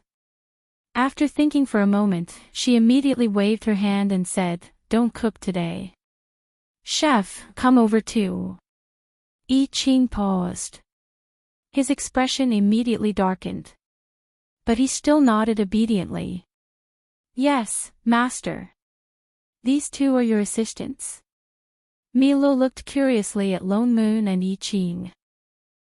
Shining nodded and continued. "All right, let's get down to business. Little Ing." Mili's expression darkened slightly. With a slightly sad tone, he said, "I avoided so many people and rushed here in such a hurry to help you. You don't even care about me. You didn't treat me like this in the past." "Oh." Shining glanced at him. "You want me to care about you?" Mili's body stiffened for a moment. He immediately recovered and smiled even more gently. All right. I'll listen to you, all right. Who asked you to be my only classmate? When did I make you sad? But for safety's sake, at least 3. 1. Shining directly retorted. 2.5. 1. 2.5. 2.5. 1. All right, deal. Milu, the corner of his mouth twitched. A moment later, he sighed and said helplessly, "How have I treated you all these years? Don't you know? I only have this little bit of extravagant hope. Can't you agree to it just once?" "No." Mila panicked. He directly took a step forward and knelt on one knee to pull Shen Ying's hand. Little Ing. Before he finished speaking, Lone Moon and Ching at the side stood up at the same time. "Wait." Lone Moon could not help but interrupt the two. Chef even pulled Shining directly into his arms. "Why am I getting more and more confused the more I hear? What are you guys doing? Acting in an idol drama. And the kind that was infatuated with the male lead. You guys are." Milo was stunned. "Why hasn't Little Ing told you about us? She and I are." "That's enough." Shining glanced at him and interrupted, "Tell me, what happened this time? How do you want me to help you?"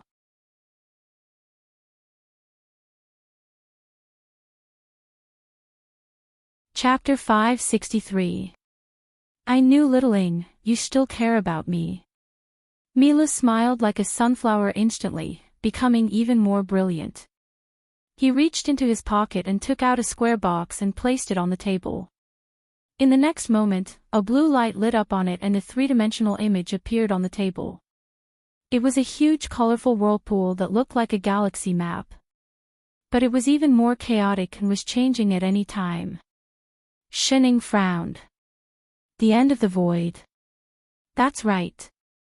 Milo nodded, a trace of nostalgia flashed across his eyes. "I still remember that this is the place where we had our first trial." "What's the end of the void?" Lone Moon couldn't help but ask.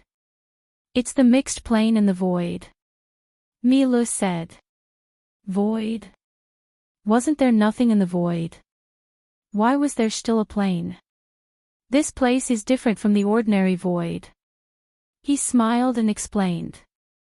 When a plane moves towards its end, it should theoretically be swallowed by chaos. But this place, because when the plane collapsed, a void was created at the same time. So it achieved a balance with chaos and instead stabilized the plane, but the original living beings were wiped out. And because of this, many living beings of collapsed planes have nowhere to go and can only rely on this place. He sighed, as if thinking of something, he continued. And because of this, there are people from all kinds of planes mixed in here, and there are no rules or restrictions. It's extremely chaotic. Lone Moon then nodded. There was such a complicated place. Why do you want us to go here? He raised his hand and brushed across the image. Instantly, the entire image changed and zoomed in on an exceptionally colorful place on the right. He then explained, "It's like this. The last time I passed by this place, I happened to run into a plain storm and accidentally dropped something. After testing, I can only roughly calculate that it's in this area." He pointed to the colored map and said, "I've investigated. This piece of lost land has a lot of similarities with your current immortal spirit plane. That thing is very important to me, so I wanted to ask Littling to help me find it." "What exactly did you lose?" Lone Moon continued to ask. Meili's expression turned more solemn. He adjusted the image on the table once again. Immediately, the image changed. A round and glossy creature with colorful spots on its body jumped out. Egg. Lone Moon was stunned. They had come all the way to find an egg. Shen Ying's expression darkened.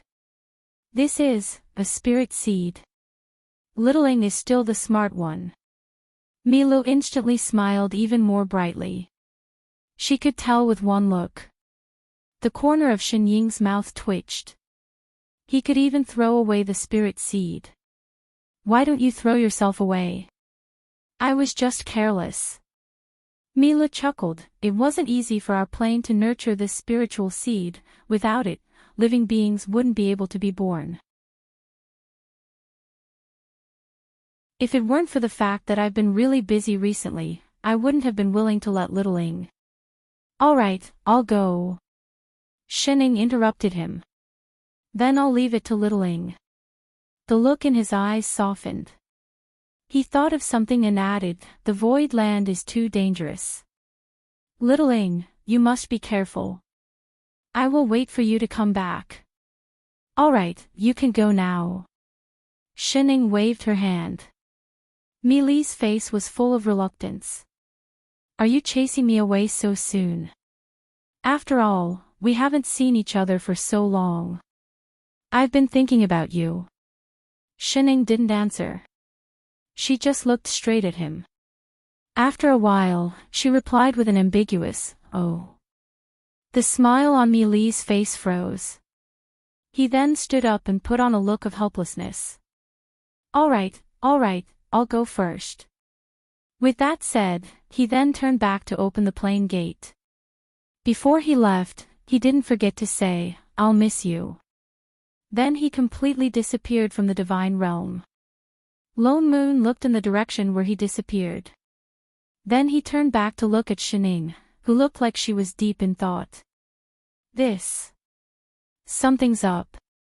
Master is really going to that void land. I Ching couldn't help but ask. Shening nodded. It's not a difficult matter. She had been there many times when she was working in the past. I Ching faltered. He clenched his fists by his side. After hesitating for a while, he still didn't speak. It's rare to see you so enthusiastic, Lone Moon said with some surprise. You're actually taking the initiative to help. Why weren't you so diligent in the past? Classmates were indeed different. Shening faltered. With a serious expression, she asked, wasn't I diligent in the past? Don't you feel embarrassed asking this? When were you diligent? Shening, all right, when are we leaving? Shening thought for a while before replying, tomorrow. In such a hurry. Indeed, she was still being considerate. Lone Moon turned back to look at the distracted chef. His eyes darkened. He sighed and said, tomorrow then. Chef, let's go. Let's go and talk about the issue of food expenses. With that said, he put his arm around Lone Moon and walked towards the direction of the kitchen. I Ching looked up at him. But he didn't reply. He just walked back to the kitchen and quietly took out the ingredients to get busy. His expression was still a little dazed. He seemed worried and confused. All right, All right. I know you feel uncomfortable when you see that person. Lone Moon sighed. He couldn't help but advise. But look at Shining. She definitely doesn't have any feelings for him. He patted his shoulder and said, let me tell you. There's no need for you to worry about this. He's just an ex-boyfriend. That's all in the past. Shining likes you now. Past. The radish in Chef's hand dropped to the ground. He turned back to look at him. Master and him, and the past. Didn't he know? Lone Moon's heart skipped a beat. Did he mess something up? Late at night. Chef, did I not close the windows tonight? No. Oh, then did I wear too little clothes during the day? No. Did you come up with a new dish today? You want me to try it? No. Then Father Nyo must have deducted our food expenses again. Not yet. Oh. Shining took a deep breath. Then she asked, then can you explain why you're not sleeping in the middle of the night? Why are you sitting on my roof? I Ching was stunned. He slowly lowered his head. After a while, he spoke. His voice was so low that it was almost inaudible. There was even a hint of grievance in it. I'm afraid I'll disturb Master's sleep. So. I hid further away. So you think you're not disturbing her by lying on the roof beam and staring at her? And you're climbing up in front of her? Shining sighed. She waved at him. Come down first. He moved out of reflex. After a while, he seemed to have thought of something. He sat back down and shook his head. I'll just watch Master from here.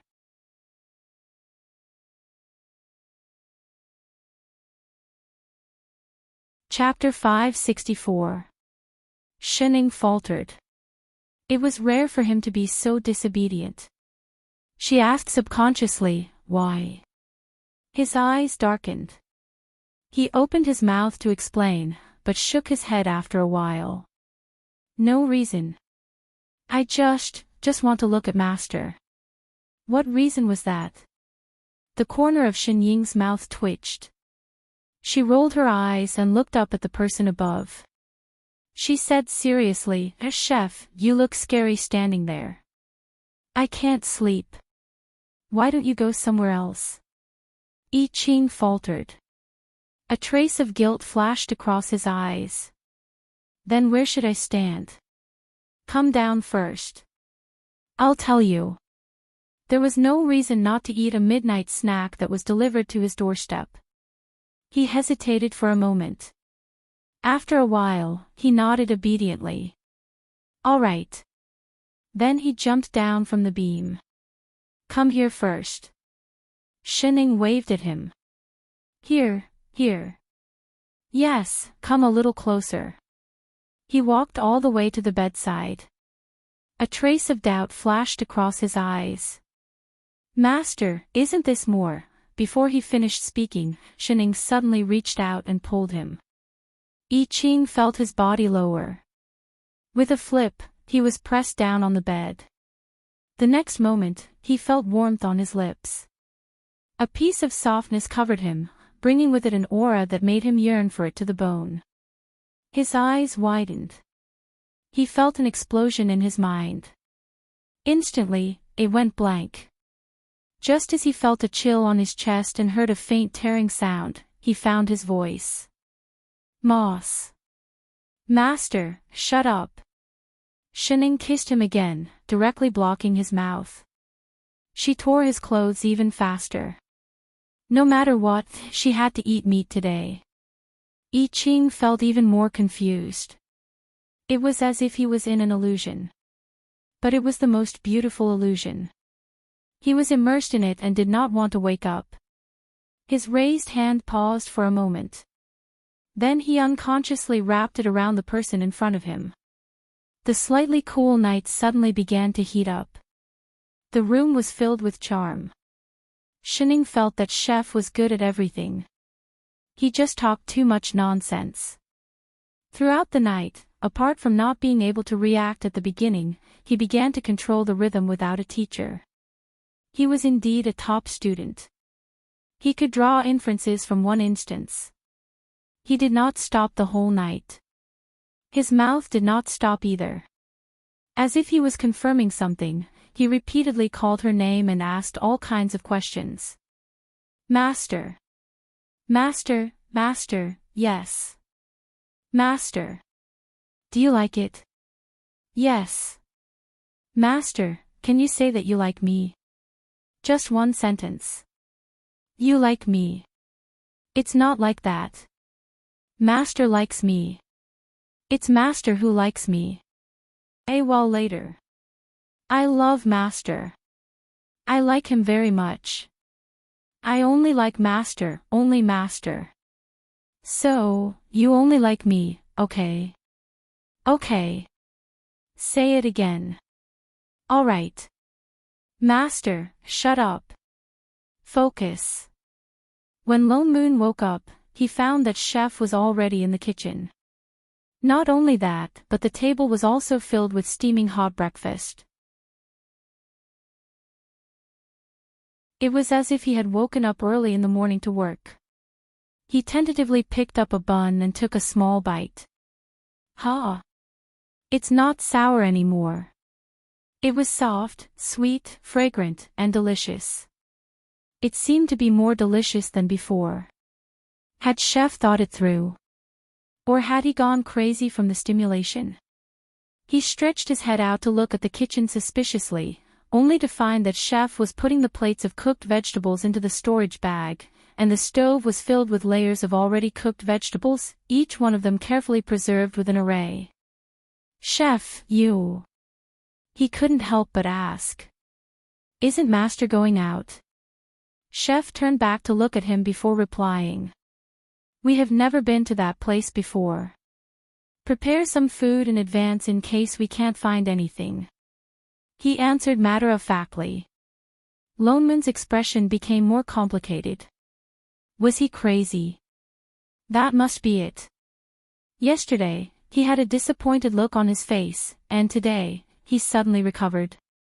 As a good parent, Lone Moon felt that he had to care about his children's mental health. I say, Chef, he was about to ask when the sound of the door opening came from not far away. I Ching paused. He raised his hand and put away all the dishes. He turned and walked out, walking quickly towards the direction of the door. Shining rubbed her eyes and walked out of the house. She still looked lazy. In fact, she seemed to be even lazier than before. Her footsteps were light as if she was walking on clouds. She looked like she did not sleep for the whole night. Master. Chef went up to her. Shining looked up. Then, she simply fell into the arms of the person in front of her. She leaned on Chef like mud. She rubbed her eyes and yawned. Chef was stunned for a moment. Out of habit, he helped the person who was about to fall to the ground. He held her carefully. In an instant, there seemed to be something soft pouring out of his eyes, wrapping tightly around the person in front of him. Master, breakfast is ready. Go wash up first. Shining answered. She still lazily did not move. Chef did not move either. The two just leaned against the front of the house quietly. Lone Moon looked at the two of them suspiciously. Was it an illusion? Although he had seen this scene many times before, he felt that something was wrong with the two of them today. It was as if there was a special aura around them. He thought for a long time but could not figure it out. Hey, the two of you. He could not help but speak. Don't delay. Didn't you say that you were going to Void Land this morning? It's almost noon. Shining glanced at him. Then, she straightened and turned to wash up. Chef, on the other hand, looked over with some resentment. Why are you looking at me? Lone Moon was confused. Did he say something wrong? Chef did not answer. He just turned and chased after Shining. He went to get water and a towel. Something was wrong. He turned and sat back at the table. He had just eaten 2 buns when the 2 of them came back.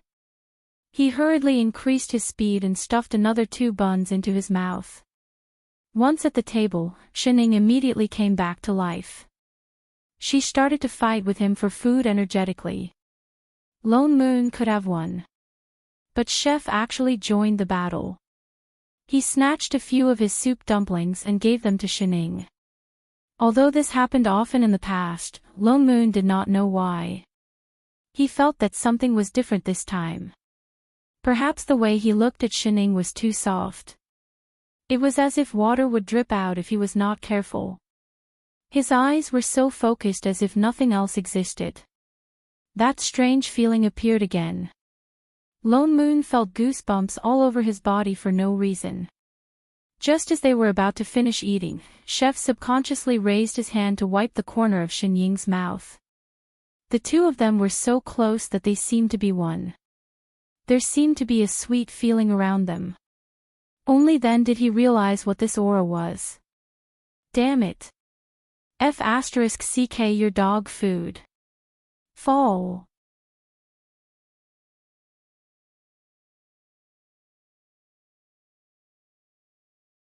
Chapter 565. Hey, that's enough. Lone Moon glared at the 2 of them. Stop showing off. Showing off so early in the morning, what exactly did you 2 do last night? He was just asking casually. Shining did not think much of it, but Chef's face blushed. He stood up immediately and said loudly, as if trying to hide something, No. No. We didn't do anything last night. This concerns Master's reputation, Father Nyo. Don't talk nonsense. Lone Moon, Shining. Lone Moon's eyes narrowed. He turned to look at Shining with a look of understanding, giving her a look that told her to be honest.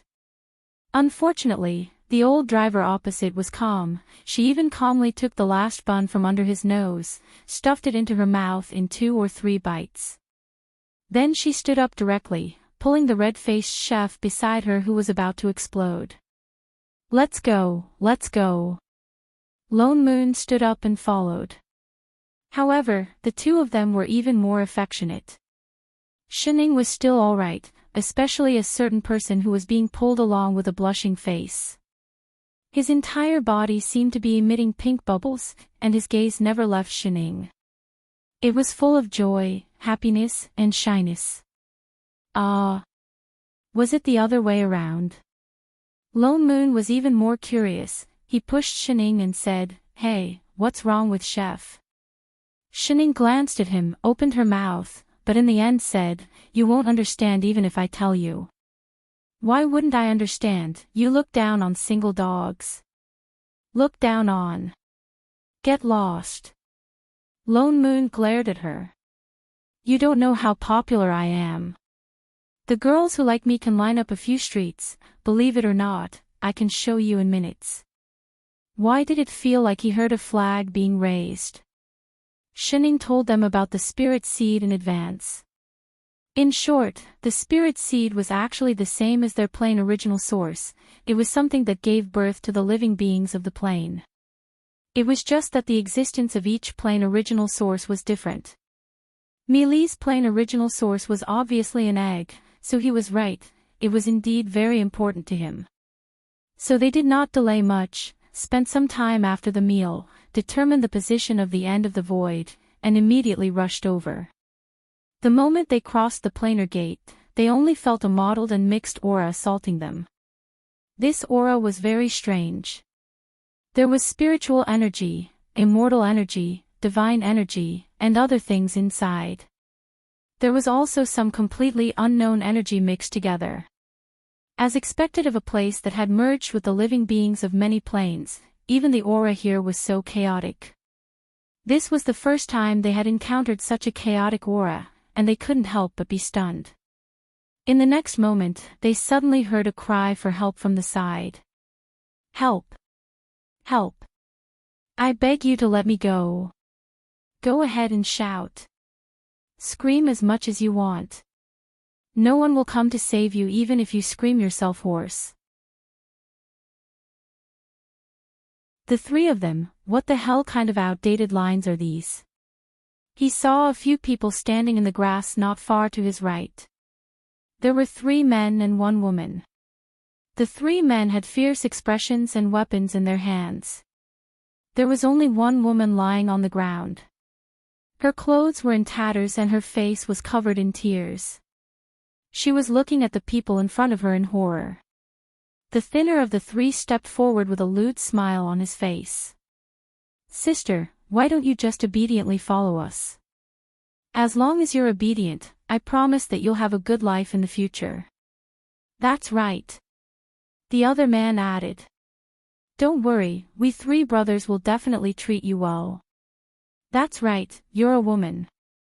Why do you have to suffer so much? My heart aches just looking at you. Let me treat you well. With that said, the 3 of them directly went forward to grab her. The woman had nowhere to retreat. She cried out again, tears rolling down her face. Lone Moon frowned and could not help but call out, "Stop." He quickly walked over and at the same time, made a hand seal. A strong wind swept towards the 3 of them, instantly forcing them back a few feet. He turned to look at the disheveled woman. After thinking for a moment, he took out a piece of clothing from his storage bag and threw it over. The woman was stunned for a moment. As if she had just reacted, she hurriedly picked up the clothing and wrapped it around her body. She looked at the people in front of her with a look of gratitude and worry. Why are the 3 of you making things difficult for a woman in broad daylight? He said in a low voice. Where did this mongrel demon come from? How dare you meddle in my business? The tall and thin man glared at Lone Moon fiercely and even waved the knife in his hand threateningly. That's right. The other, a little more muscular, said, This woman owes us money and is not returning it. It's only right for us to use her as payment. If you know what's good for you, get out of my way. No. It's not like that. The woman on the ground panicked. She took 2 steps forward and tugged at the corner of Lone Moon's clothes. They lied to me. I don't even know them. I don't owe them anything at all. I was just passing by and was kidnapped by them. Stinky woman, you owe money and not return it. How dare you deny it? The tall and thin man scolded loudly. The woman was so frightened that she shivered and shrank even further behind Lone Moon. Lone Moon frowned and swept a glance at the 3 of them. Since the 3 of you say that she owes you money, why don't you show me the proof? The 3 of them were stunned. A trace of guilt appeared on their faces, but they still argued, I came out in a hurry today. I didn't bring it. Oh. Lone Moon laughed coldly. This is the first time I've heard someone say that they came specially to collect a debt without bringing proof. You. The man was furious. His gaze shifted and he decided not to pretend anymore. He snorted coldly and said, Kid, I'm warning you. I'm an elf from Mystic Spirit City. If you dare to provoke us, you'll have to bear the consequences. Elf? The corner of Lone Moon's mouth twitched. He scanned the other party from head to toe. All kinds of beautiful images flashed through his mind. Suddenly, he felt like he was going to be disillusioned. He turned to look at Shining behind him. Was this for real? There were really elves here. And they looked like this. What happened to the pointed ears and the special beauty that came with a soft glow? Shining was also confused. She shook her head. She had never been to this area before. The 3 people on the other side, however, knew that they had misgivings. Instantly, they laughed even more proudly. I don't know which village you came from. I'm not afraid to tell you the truth. The three of us are not people you can afford to provoke. He pointed to the man on the left and said, "This brother of mine is a 1,000-year spirit tiger." Lone Moon was stunned. Then he reacted. So it was a spirit that had become a spirit. Not a spirit from Western fantasy. But the other party pointed to another one on the right and said, "This brother is also a deer spirit with 800 years of cultivation. As for me..." He snorted twice and straightened his back. Even more proudly, he said in a loud voice, "I have a full 2,000 years of cultivation. I'm on the verge of attaining Tao. I'm a chicken spirit." The three of them, there was silence. Pooh.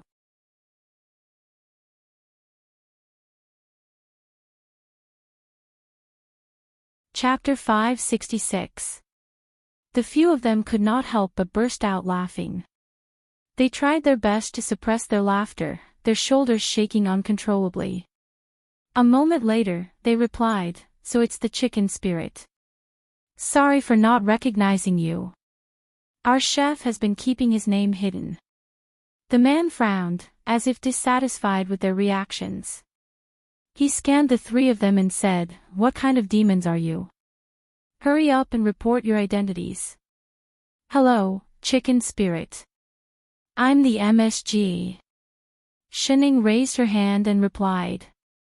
The man paused. What kind of spirit was MSG? He had never heard of it. But it was not convenient for him to ask. He turned to Chef in the middle and asked, "And what are you?" Chef faltered for a moment and replied honestly, "I'm human. Human spirit." "Humph, you're indeed a bunch of small demons from the countryside." The man's gaze became even more disdainful. He thought that they were really from a remote race. Finally, he fixed his gaze on Lone Moon, who was laughing the loudest. "And you? And what are you?" Lone Moon took a deep breath and turned to the chicken spirit. He twirled the fan in his hand and smiled. "I'm not some demon. I'm a god." The chicken spirit paused and blurted, "You're a god spirit." Lone Moon, #large-scale failure of acting tough #crazy my ass. You're the crazy one. Your whole family is crazy. Where the hell did you get the word psycho? Pft, don't laugh. He turned and glared at the master and disciple. "Do you believe I won't deduct your food allowance?" The corner of Lone Moon's mouth twitched. He could not be bothered to continue talking to these three hooligans. "Forget it, let's do it." With that said, he waved the fan in his hand and several wind blades swept toward them. Before the three of them could react, they were directly blown away. Not even their shadows could be found. He turned to look at the girl beside him, who was still in shock. "Miss, are you all right?" The girl paused and seemed to have just reacted. Tears streamed down her face. Thank you, benefactors, for saving me. I can't thank you enough." With that said, she started kowtowing. "Miss, don't stand on ceremony." Lone Moon hurriedly helped her up. "It's nothing." Only then did the girl stand up and stop crying. Holding his hand, she slowly stood up. After a while, she seemed to feel that it was inappropriate, so she quickly retracted her hand and took a step back. She looked up at Lone Moon and immediately lowered her head. Her face blushed shyly. She tugged at the robe draped over her body. Perhaps it was because she remembered that the robe was also given to her by the other party, so her face turned even redder. "Miss, this is the wilderness. It's inconvenient for you, Lone Moon, to be alone." Lone Moon thought for a moment and suddenly suggested, "We don't have anything important to do at the moment. If you don't mind, we can send you back first." The girl was overjoyed. Her eyes brightened as she looked at Lone Moon. She nodded hurriedly and bowed to them. "Thank you, young master spirit, Young Master Human Spirit and Miss Flavor Spirit. MSG Shining, Iching, Lone Moon, was he unable to get past this joke? The girl's surname was Chu, and her name was Tao. She lived in the Fantasy Spirit City, which was less than 2 miles away. This time, she had met the 3 robbers because she was out on a field trip. Lone Moon made use of their casual conversation to find out more about the situation. It turned out that in this Fantasy Spirit City, most people were from the Elf Kingdom. The people there were all gremlins who had been cultivating for many years. They were similar to the demons in their plane. It was just that these gremlins did not eat humans and did not have demonic chi on them. They sent Chu Tao all the way back to a huge house in the city. Lone Moon was slightly surprised. He did not expect that the person he saved so casually was from a big family in the city. The moment Chu Tao arrived, more than 10 servants came out of the house to welcome her. "Take care, Miss Chu. We won't send you off." Lone Moon cupped his fists and bade farewell. Chu Tao turned back to look at him a few times. She was full of reluctance. "Wait," she called out subconsciously. "Is there anything else, Miss Chu?" Lone Moon asked politely. Do you want to come in for a drink and rest for a while?" Although she said you, her eyes kept looking at Lone Moon. Her face started to blush again, and she looked like she wanted to say something. "There's no need. We still have things to do. We won't disturb you." Lone Moon rejected her directly. But the girl was a little anxious. She took 2 steps back and looked at them. After a while, she seemed to have thought of something and said, "It's getting late. Why don't we stay here and set off tomorrow?" Seeing their hesitation, she added hurriedly, "You saved me. Take it as a chance for me to repay you. What do you think?" Lone Moon tightened the fan in his hand. Seeming to have thought of something, he nodded and said, "Thank you, Mississippi." Chu Tao was overjoyed. She quickly took a step back. "Young Master Vixen, please. The 2 of you, please." Lone Moon stiffened. "What freaking young Master Vixen? Actually, my name is Lone Moon," he said in a low voice. Chu Tao paused. She seemed to have thought of something. Her face turned even redder. She lowered her head, looking so embarrassed that she wanted to find a place to hide. Young Master Lone Moon, please." Only then did she invite them in. After instructing the servants to take good care of them, she got up and went to change. The master and disciple, their eyes narrowed into an ambiguous line as they turned their heads to look at a certain elegant young master who was putting on airs. "What are you looking at?" Lone Moon glared at them. "Father no, so you're good at flirting too." "Who's flirting?"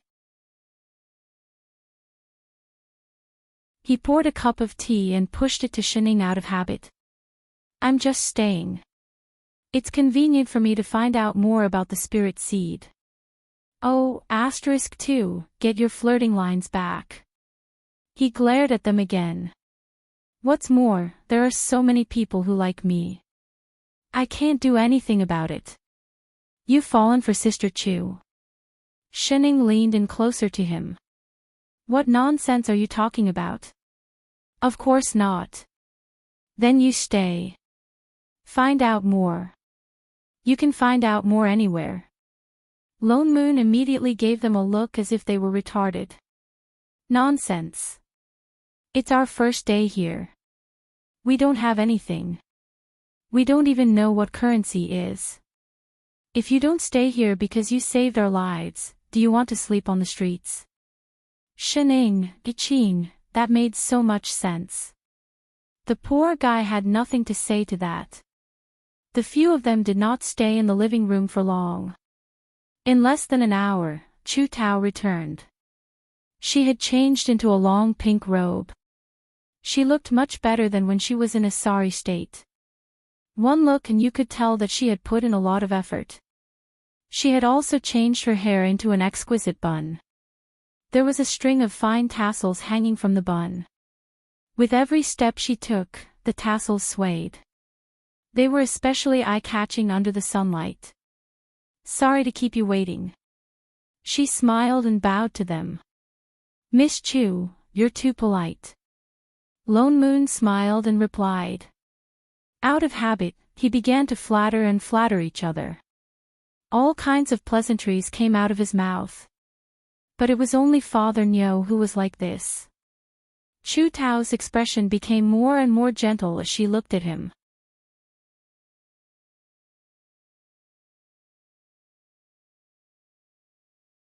Chapter 567. Lone Moon saw that she was almost done bragging. He suddenly remembered something and said, "Oh yes, Miss Chu, you are a local. You must be more well-informed than us. Coincidentally, we have a favor to ask. I wonder if Miss Chu would be willing to help us." "What is it?" Chu Tao paused and asked hurriedly.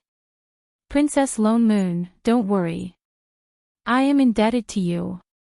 If you need my help, I will definitely do my best to help. It's not that important." Lone Moon smiled politely. He was just thinking about how to bring up the matter of the spirit seed without anyone noticing. Shining, who was beside him, suddenly took out the image left by Lumi. Instantly, a colorful egg-shaped image appeared. "We are looking for this. Have you seen it before?" Cough cough. Lone Moon was almost scared to death. He coughed a few times. He turned and glared at her. "Why did you freaking say it out loud? Isn't the spirit seed very important?" "This." Chu Tao took 2 steps forward as something flashed across her eyes. After a while, she hid it and replied with a smile, "I've never seen an egg like this before. I'm sorry that I can't help you." "Oh."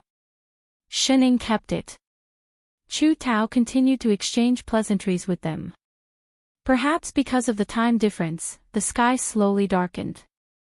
Chu Tao treated them to a sumptuous dinner. Then, she reluctantly instructed the servants to bring them to the guest room. "Shining, why did you take out the spirit seed so directly?" When they reached the guest room, Lone Moon asked seriously. Wasn't she afraid that such an important thing would attract the attention of others? "This egg is just a camouflage that Hua Hua set up for the spirit seed. It is not its original appearance." Shining explained, "Apart from the manager, others would at most think that it is an ordinary energy body. They would not be able to tell what is different about it. So that was why." Lone Moon heaved a sigh of relief. "In other words, I can look for it openly. I don't have to worry about others finding out." She nodded. "You should have said so earlier." Suddenly, he felt that this matter was much easier. "Alright, let's hurry and ask around tomorrow. You guys should rest early too." As he spoke, he opened the door and was about to return to his room. After thinking for a moment, he turned around and said, "Oh right, you better stay in the room and don't run around." This was not their plane. If they lost it again, not only would they not be able to find it, they might not even be able to return. Oh. Seeing that he and Chef were about to leave, she suddenly thought of something and added, "Don't worry, Chef is watching me." With that said, she quickly pulled Chef, who was about to leave, back. Lone Moon glanced at Chef, who was being dragged back, then looked at Shining and nodded seriously. Then he turned and went back to his own room, not noticing Chef's red face. The next day. Perhaps it was because Chef was watching her well, Shining was unusually well behaved for once. Although she woke up a little late, she did not get lost. However, where's Father Nyo? The master and disciple looked at the empty, quiet, and tidy room that seemed as if no one had ever lived in it. For a moment, they couldn't react. Had Father Nyo really made up his mind to cut off all ties with them? "Master." Chef's face was still a little red as he turned to look at his master. Look around. Chef nodded and released his divine perception to look around, only to find that not only Father Nyo was gone, everyone in the house was gone. Including those servants who were everywhere yesterday, and that girl called Chu Tao. The two were shocked. They looked around the yard and indeed did not see a single person. How could this be? Chef was stunned. Although last night, he was a little distracted, but it was not to the extent that he did not notice a trace of so many people leaving. What's that? Shining suddenly reached out and pointed to the left. Chef walked closer and saw that there was a special shaped leaf on the ground. It looked like a little green person. He used his divine perception to investigate and found that there was a faint remnant of a special aura inside. It seemed to be spirit chi.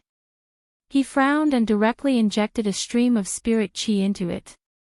The leaf grew bigger instantly and in less than a second, it condensed into a human shape. It became a little demon dressed in a green robe. It just looked around with some confusion. Where is this? Chef was shocked. He went forward to grab this little demon and checked its meridians. He found that apart from its weak aura, it was indeed a little demon that had just become a demon. It could become a demon just by absorbing a bit of spirit chi. This was too strange. But it could not maintain this state for long. Tomorrow, when the spirit chi dissipated, it would turn back into a leaf. Master, the servants in the garden yesterday were probably transformed from this kind of demon. That was why they all disappeared overnight. It seemed like they just turned back. What's more, they already knew that this place was full of demons and did not look closely at their situation. The only different possibility was that girl called Chu Tao. It should be that girl who took Father Nyo away yesterday. But Father Nyo's cultivation was not low. How could he be taken away so easily and quietly? Oh. Shining nodded. Master, I think we should go into the city and find those 3 robbers yesterday. Maybe we can find out more about them. If she really took Father Nyo away, then this scene yesterday must have been deliberately arranged by her. But for what purpose? Shining did not object. She directly followed Chef out of the residence. Then they asked around in the city, but there were no clues at all. And she heard from the people nearby that the courtyard they stayed in yesterday was originally for rent. The owner of the courtyard was from Lingyi City. The people staying there often changed. And there was no trace of the 3 people from yesterday. The clues seemed to have suddenly stopped. Seeing that they were getting closer, Shining and I Ching decided, eat first. The others were fine, but Father Nyo did not need to worry. And with his cultivation, even the most powerful little demon would not be able to hurt him at all. And when it came to finding people, Father Nyo was the professional. So after looking around without any news, the master and disciple made a wise decision. They would wait for Father Nyo to come back and find them. They would just wait for his parents to come and pick him up. Feeling at ease, the 2 of them stayed in the empty courtyard for a few days. And because Chef's stock was sufficient, they did not need to worry about food. Until a few days later, the owner of the courtyard came to collect the house. They had no choice but to end their days of waiting for people to pick them up. Master, I've asked around. The currency used here is void coins. Spirit stones, immortal stones and silver are not used. I Ching looked at Shining guiltily. He was really not good at making money. We don't have a place to stay today, but there's still no news of Father Nyo in the city. Why don't we? Or look around. He had been lost for a few days.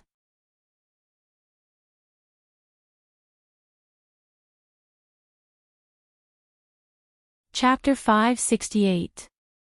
Oh. Shining answered lazily, not looking like she wanted to move at all. She turned to look at him and suddenly paused. What did you call me just now? Master. No, I think I heard Father Nyo's voice just now, Shining said. Chef paused and subconsciously released his divine perception to scan, but did not find Father Nyo's figure. Just as he was about to ask, he really heard a familiar voice. Cheat Shin, Chef. Do you hear me? The voice was faint, but seemed to be very close. I Ching paused and suddenly thought of something. He immediately opened his storage bag and took out a transmission talisman that he had for many years. It was indeed the voice inside. Father Nyo. Nonsense. Where the hell did you two go? Hurry and save me. From the talisman came Father Nyo's intermittent but slightly broken voice. I'm telling you, that is a pervert. I'm not in your city now. You two listen up. He suddenly stopped mid-sentence. The transmission talisman was still lit, but there was no sound at all. He was listening. Father Nyo. Lone Moon. Chef called a few times, but there was no other sound from the talisman. After a while, the light on the talisman slowly dimmed. What was going on? His heart sank. Father Nyo seemed to be in big trouble. Master, looks like we can't continue waiting. He should be trapped by something. Yes. Shining continued to nibble on her fruit. But I Ching frowned. He didn't speak in detail just now, and we don't know much about this place. If the person who captured him wants to hide, we don't know where to look for him. I know. Shining suddenly opened her mouth. Ah. Ha. I Ching paused. Master knows. Shining suddenly pointed to the opposite side of the street. Isn't it written there? I Ching turned and saw that there was suddenly a lot of people in front of the signboard across the street. There was a new notice pasted on that signboard, and it seemed to be some kind of sorcery. The words on it flew out one by one and floated in the air. There was even its own dubbing that resounded throughout the city. Special news, Her Majesty Tao Chu will be getting married in the Imperial City in 3 days. Marrying young Master Lone Moon of the Godly Elves. Young Master Lone Moon was chivalrous and courageous. He was handsome on the outside and kind on the inside. He was still a rare man in the world. The Emperor was very pleased, so he announced to all the elites in the kingdom that young Master Lone Moon would be the Empress. Amnesty for the world. The whole world should celebrate. I Ching, Shining, she suddenly understood why Father Nyo broke down like that just now. Was this a love disaster? Who asked him to raise flags for no reason? Master, what should we do? I Ching turned to look at Shining, frowning. What else can we do? Shining patted the pastry crumbs off her hands, but failed. She wiped them on Chef's body and said, "Let's hurry to the wedding." If Father Nyo heard what Master said, he would really deduct their food allowance. Shining really did not expect that Father Nyo, who had been single for 10,000 years, would either not make a move or flirt with the Queen of the Fairy Kingdom. Indeed, she could not underestimate Father Nyo's charm. Father Nyo was getting married. As his family, of course they could not be absent. So that day, they asked for directions to the Imperial City and rushed there on their swords. The area of the void was vast, and there were turbulence everywhere, as well as space-time storms that appeared from time to time. They could not teleport directly here, so they could only fly over on their swords. Chef's speed was not slow, but the two of them still spent 2 days before they reached the Imperial City. From afar, they saw a huge pink palace. Different from the other majestic palaces, this palace was on a huge tree. It looked like a peach tree, but it was so tall that it covered the sky and the sun. Its leaves extended to the ground and the entire city. The tree was full of pink peach blossoms, falling into the city below. It was like a never-ending rain of peach blossoms. They had to say, this was the most girlish city they had ever seen. The queen's taste was indeed extraordinary. The two of them landed directly and entered the city. Without a doubt, the palace on the tree was that Queen Tao Chu's palace. Thinking about how she called herself Chu Tao before, and how she gave her name so casually, she could only fool outsiders like them. If they were not mistaken, Father Nyo should be in the palace on the tree. I Ching subconsciously released his divine perception and scanned the entire imperial city, but he could not find any trace of Father Nyo. Master. I Ching hesitated. There seems to be some strange sorcery around the palace that can actually block my divine perception. Shining nodded and explained, the void land is full of living beings from another plane. It's normal that the system is not compatible. Then should we take the opportunity to barge in now? There's no rush. Shen Ying's eyes narrowed, and there was a hint of mischief in her voice. We are proper family members after all. We can just go in openly. She pointed to the entrance under the tree. I Ching hesitated, but still flew in that direction obediently and stopped in front of a group of gremlins guarding the entrance. How dare you? Who dares to trespass the palace? Instantly, more than 10 guards looked in their direction. I Ching was about to speak, but the leader of the ear guards paused, and then became delighted. He quickly stepped forward and cupped his fists. So it's 2 esteemed guests. He waved his hand at the guards behind him, indicating for them to move aside. 2 esteemed guests. My king told me that you would come, so he specially asked me to wait here. The Empress has been waiting for a long time. Please come in. I Ching looked at him in surprise. He thought that the Empress deliberately avoided them and took Father Nyo away because she did not want them to follow. Why did it seem like she did not care at all that they chased after them? Master. He was a little hesitant. No matter how he looked at it, there was something wrong. Let's go. Shining did not care at all, and directly followed. I Ching had no choice but to hurry up and follow. They walked all the way to a cave under the big tree. They passed by a few teleportation arrays, but they were completely different places. In a short while, they were already standing in front of the group of pink palaces. There were no traps or dangers along the way. It was as if the Empress really welcomed them. 2 esteemed guests, please. The guard leading the way stopped at the entrance of the main hall. Her Majesty the Empress is already inside. I Ching was even more confused. He subconsciously grabbed Shen Ying's hand, and then walked in. The inside of the palace was similar to the outside. There was also a thick layer of peach blossom petals everywhere.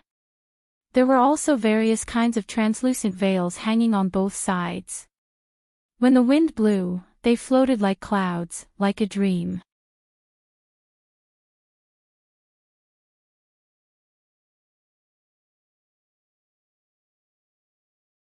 Chapter 569. The 2 of you are finally here. A familiar female voice came from the front. Tao Chu was sitting on the throne in the middle of the hall. She still looked the same as before, but there was an additional mark of a peach blossom on her forehead. She was wearing a pink formal dress, but she was leaning against the bosom of someone next to her, which made her look even more seductive. And the person next to her was Lone Moon. He was looking down at the woman in his arms. His eyes were so focused and gentle that he did not even notice the 2 people who came in. Father Nyo. I Ching called out subconsciously. Only then did the people in the seats of honor turn around and look at the 2 of them. But in an instant, he looked down at the person in his arms again. As if he could not bear to look away. I thought you would not make it for our wedding. Tao Chu, on the other hand, stood up and looked at the 2 of them in surprise. Thank goodness you made it in time. Little Chu. Lone Moon called out softly. He picked up the cloak that had fallen on the throne and gently put it on Tao Chu. Be careful not to catch a cold. Tao Chu turned back and smiled. Thank you, husband. What are you thanking me for? If you catch a cold, I will be the one who will feel bad. Tao Chu looked at him coquettishly and snuggled into his arms again. In an instant, the whole hall was filled with the smell of dog food.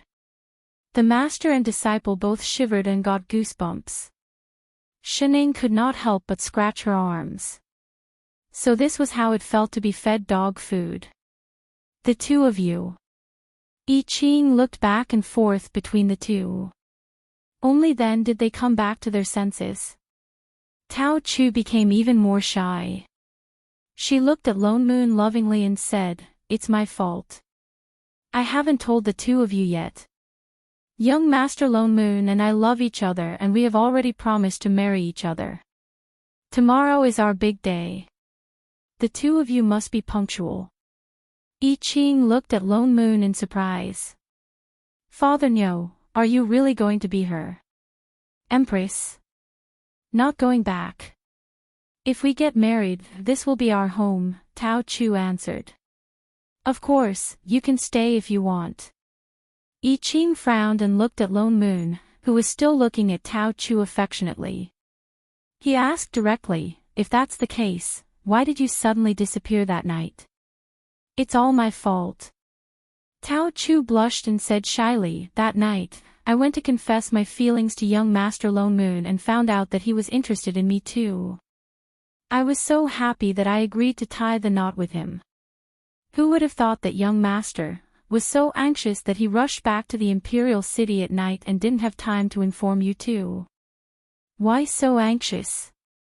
"In other words, the two of them fell in love with each other and couldn't wait to get married." Somehow, I Ching felt that something was wrong. Tao Chu spoke again, "The two of you must have worked hard on your journey. I have already prepared a place for the two of you to stay, so you can go and rest first. You are young Master Lone Moon's family. Tomorrow, we will need to trouble the two of you to be our witnesses." She then summoned two servants dressed in palace attire to lead the way. The two of them could not stay any longer. Turning back to look at the two of them who were so affectionate, I Ching could not help but ask, "Father Nyo, if you get married, what about our food allowance next month?" The two behind him paused. Something flashed across Tao Chu's eyes, but she immediately recovered. Still smiling, she said, "Of course it will be the same as before." "Oh." I Ching then turned and pulled his master away, following the palace maid who led the way. All the way to the guest room in the side hall, Chef set up several isolation arrays before saying in a low voice, "Master, I'm afraid Father Nyo is being controlled by that flower demon." "That's right. Did you just realize that? Then, should we hurry and save him?" In the hall just now, Father Nyo did not say a word to them, as if he did not know them. "There's no hurry." Shining chuckled. "We haven't had the wedding wine yet. Let's drink first." I Ching frowned. After thinking for a while, he finally could not help but say, "Master, if we just watch Father Nyo like this and don't find a reason, he will really fly into a rage. What's more?" He shook the bag in his hand. "We've eaten all the ingredients we brought these few days. There's no more left." "Air." Shining stiffened. She lowered her head and thought for a while before saying, "What do you think about the reason why we can't find a way to break Father Nyo's control?" I Ching paused, as if he had just thought of this point. His expression instantly became serious. "Master is right. The gremlins in this world are different from ours. They don't seem to use immortal spirit chi for cultivation, and there's not a trace of demonic chi in their bodies. If we act rashly, even if we save Father Nyo, we might not be able to break their control." "I understand, Master." Shining opened her mouth. After a while, she patted his shoulder and said seriously, it's good that you understand.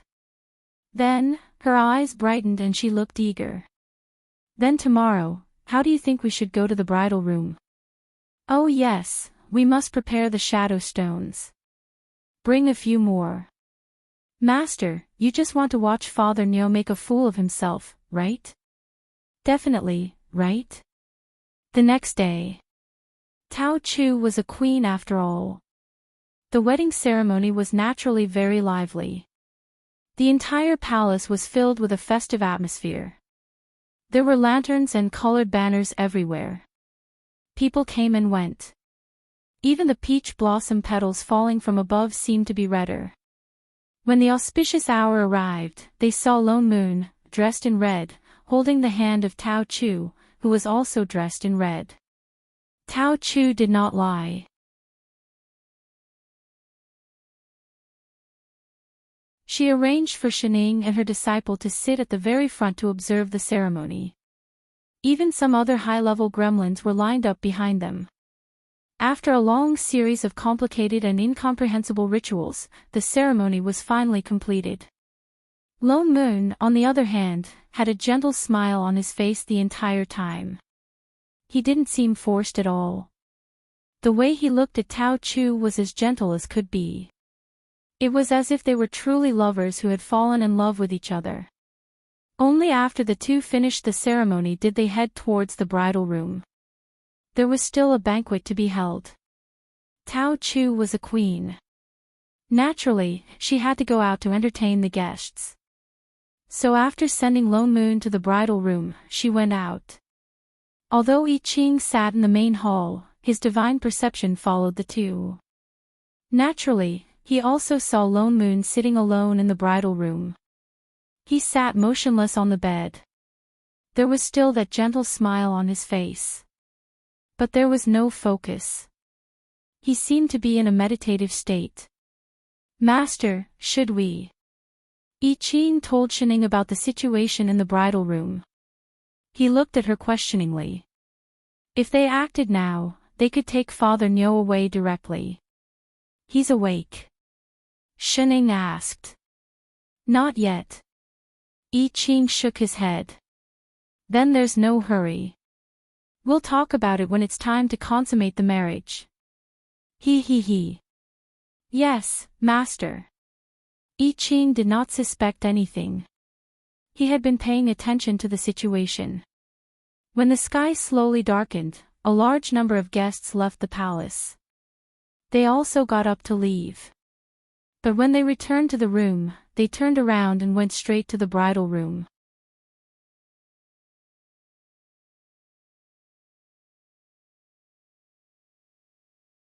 Chapter 570. Quick, shadow recording stone, shadow recording stone. Shining nudged Chef beside her. I Ching took out 2 stones with array formations imprinted on them. He thought for a moment and set up a concealment array around the 2 of them. Then he imitated his master and leaned against the window sill to look into the room. Father Neo was still sitting motionlessly on the bed. Even the smile on his face did not falter. Until the door creaked. Someone pushed it open. It was Tao Chu. She was still dressed in her bright red wedding dress. She swayed her body as she walked towards the person on the bed. Lone Moon, who had been sitting in a daze, finally reacted. He stood up and walked over to her. He held her hand and they sat together on the bed. Husband. Tao Chu lowered her head and leaned against Lone Moon's shoulder. Her whole body was in his arms. Little Chu. Lone Moon looked at the person in his arms affectionately. We are finally husband and wife. Tao Chu blushed and leaned even closer. She said coquettishly, then I am the only one in your heart. Of course, Lone Moon replied. Do you really like me? Tao Chu asked again to confirm. Of course. I don't believe you. She suddenly stood up straight and turned to look at him with a complicated expression. After a while, she said seriously, Husband, I want to hear your true feelings. With that, she suddenly flicked her sleeves at Lone Moon, as if taking something back. The next moment, Lone Moon, who had been staring intently at Tao Chu, had a flash of clarity in his eyes. He blinked, and the next moment, his entire aura turned cold. All the affection and sweetness in his body disappeared. Like a spring, he sprang up and his voice rose several octaves as he blurted out, "Are you crazy? Husband, I really want to spend the rest of my life with you." Tao Chu looked at him with a wronged expression. "As long as you promise me to stay, I won't treat you like this again, all right?" With that said, she leaned towards him again. "What are you trying to do?" Lone Moon's face paled. He wanted to jump up. Get lost. But Tao Chu was one step faster. She pulled him back and pressed him down on the bed. Her hand was already reaching for his belt. Wow, was it really that exciting? A tyrant taking the bait. Shining, who was lying on the windowsill, widened her eyes. She hurriedly pointed inside and said, "Chef, hurry." "Yes, master." Before she could finish, in the next moment, Chef had already rushed in with a bang. Only then did Shining finish her sentence. "Quick, record it." On the other side, Chef had already flipped Tao Chu off the bed and threw her out mercilessly. "Holy shit, Chef, you're finally here." Lone Moon crawled out of bed, his face still full of anger. "What's wrong with you?" Chef glanced at him, only to realize that there was a layer of strange aura surrounding him, directly sealing the immortal chi in his body. "I don't even know what that pervert fed me," Lone Moon said angrily. "I can't use any spells at all." Chef did not have time to let him examine her. Tao Chu, who had fallen to the ground, had already climbed to her feet. She looked back at him with tears in her eyes and said in a very aggrieved male voice, "Husband, how could you do this to me?" "Wait a minute." A male voice. I Ching paused and looked seriously at the person who had fallen to the ground. Suddenly, his body shape changed. His arms became thicker, he became taller, and his face even grew a beard. This was a man. Shining, who had come in at some point, and together with Chef, they turned to look at Lone Moon meaningfully. At the same time, they let out a long sigh. "Wow, what are you looking at?" Lone Moon glared back at them. "What the hell was with that look? I only found out after I was brought here that she would turn into a man at night. And she's a peach blossom demon. Plants are hermaphrodites in the first place. His taste was not that strong." "Husband." The man on the ground cried out even more pitifully. "Shut up." Lone Moon exploded. "Who the hell is your husband?" "Chef, quickly think of a way to help me undo this restriction. I'm going to destroy this disgusting thing." "Husband, I'm so infatuated with you. Why do you have to hate me so much?" Tao Chu was even more upset. Shizi held her heart and began to sob, looking very delicate. But he was a strong man now. Tears streamed down his bearded face, and the scene was Lone Moon felt his stomach churn. He sat up on the bed and held onto the bedpost as he turned around and began to vomit. I Ching, Shining, so this was the reason why he broke down and asked for help back then. He really had a strong taste. Hurry up and get this guy out of my sight," Lone Moon said. He looked up and continued to vomit. Tao Chu, on the other hand, glanced at Chef and Shining. Her expression turned cold and she scanned them angrily. Finally, she looked at Lone Moon and said, "Although you don't want to be with me, leave your body to accompany me." After saying that, he stood up and did something.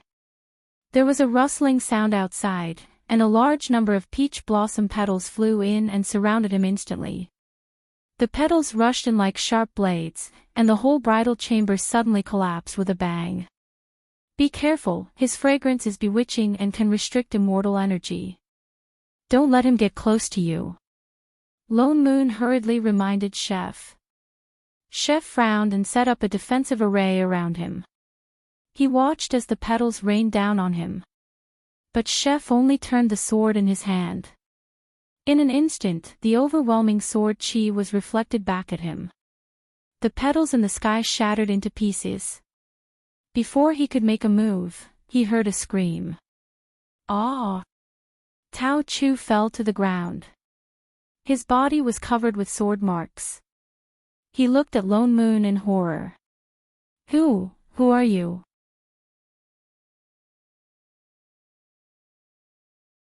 Chef did not waste time talking to him. He conjured a seal and summoned several spirit swords. They fell down and formed a sword array, trapping Tao Chu inside. Tao Chu's expression changed.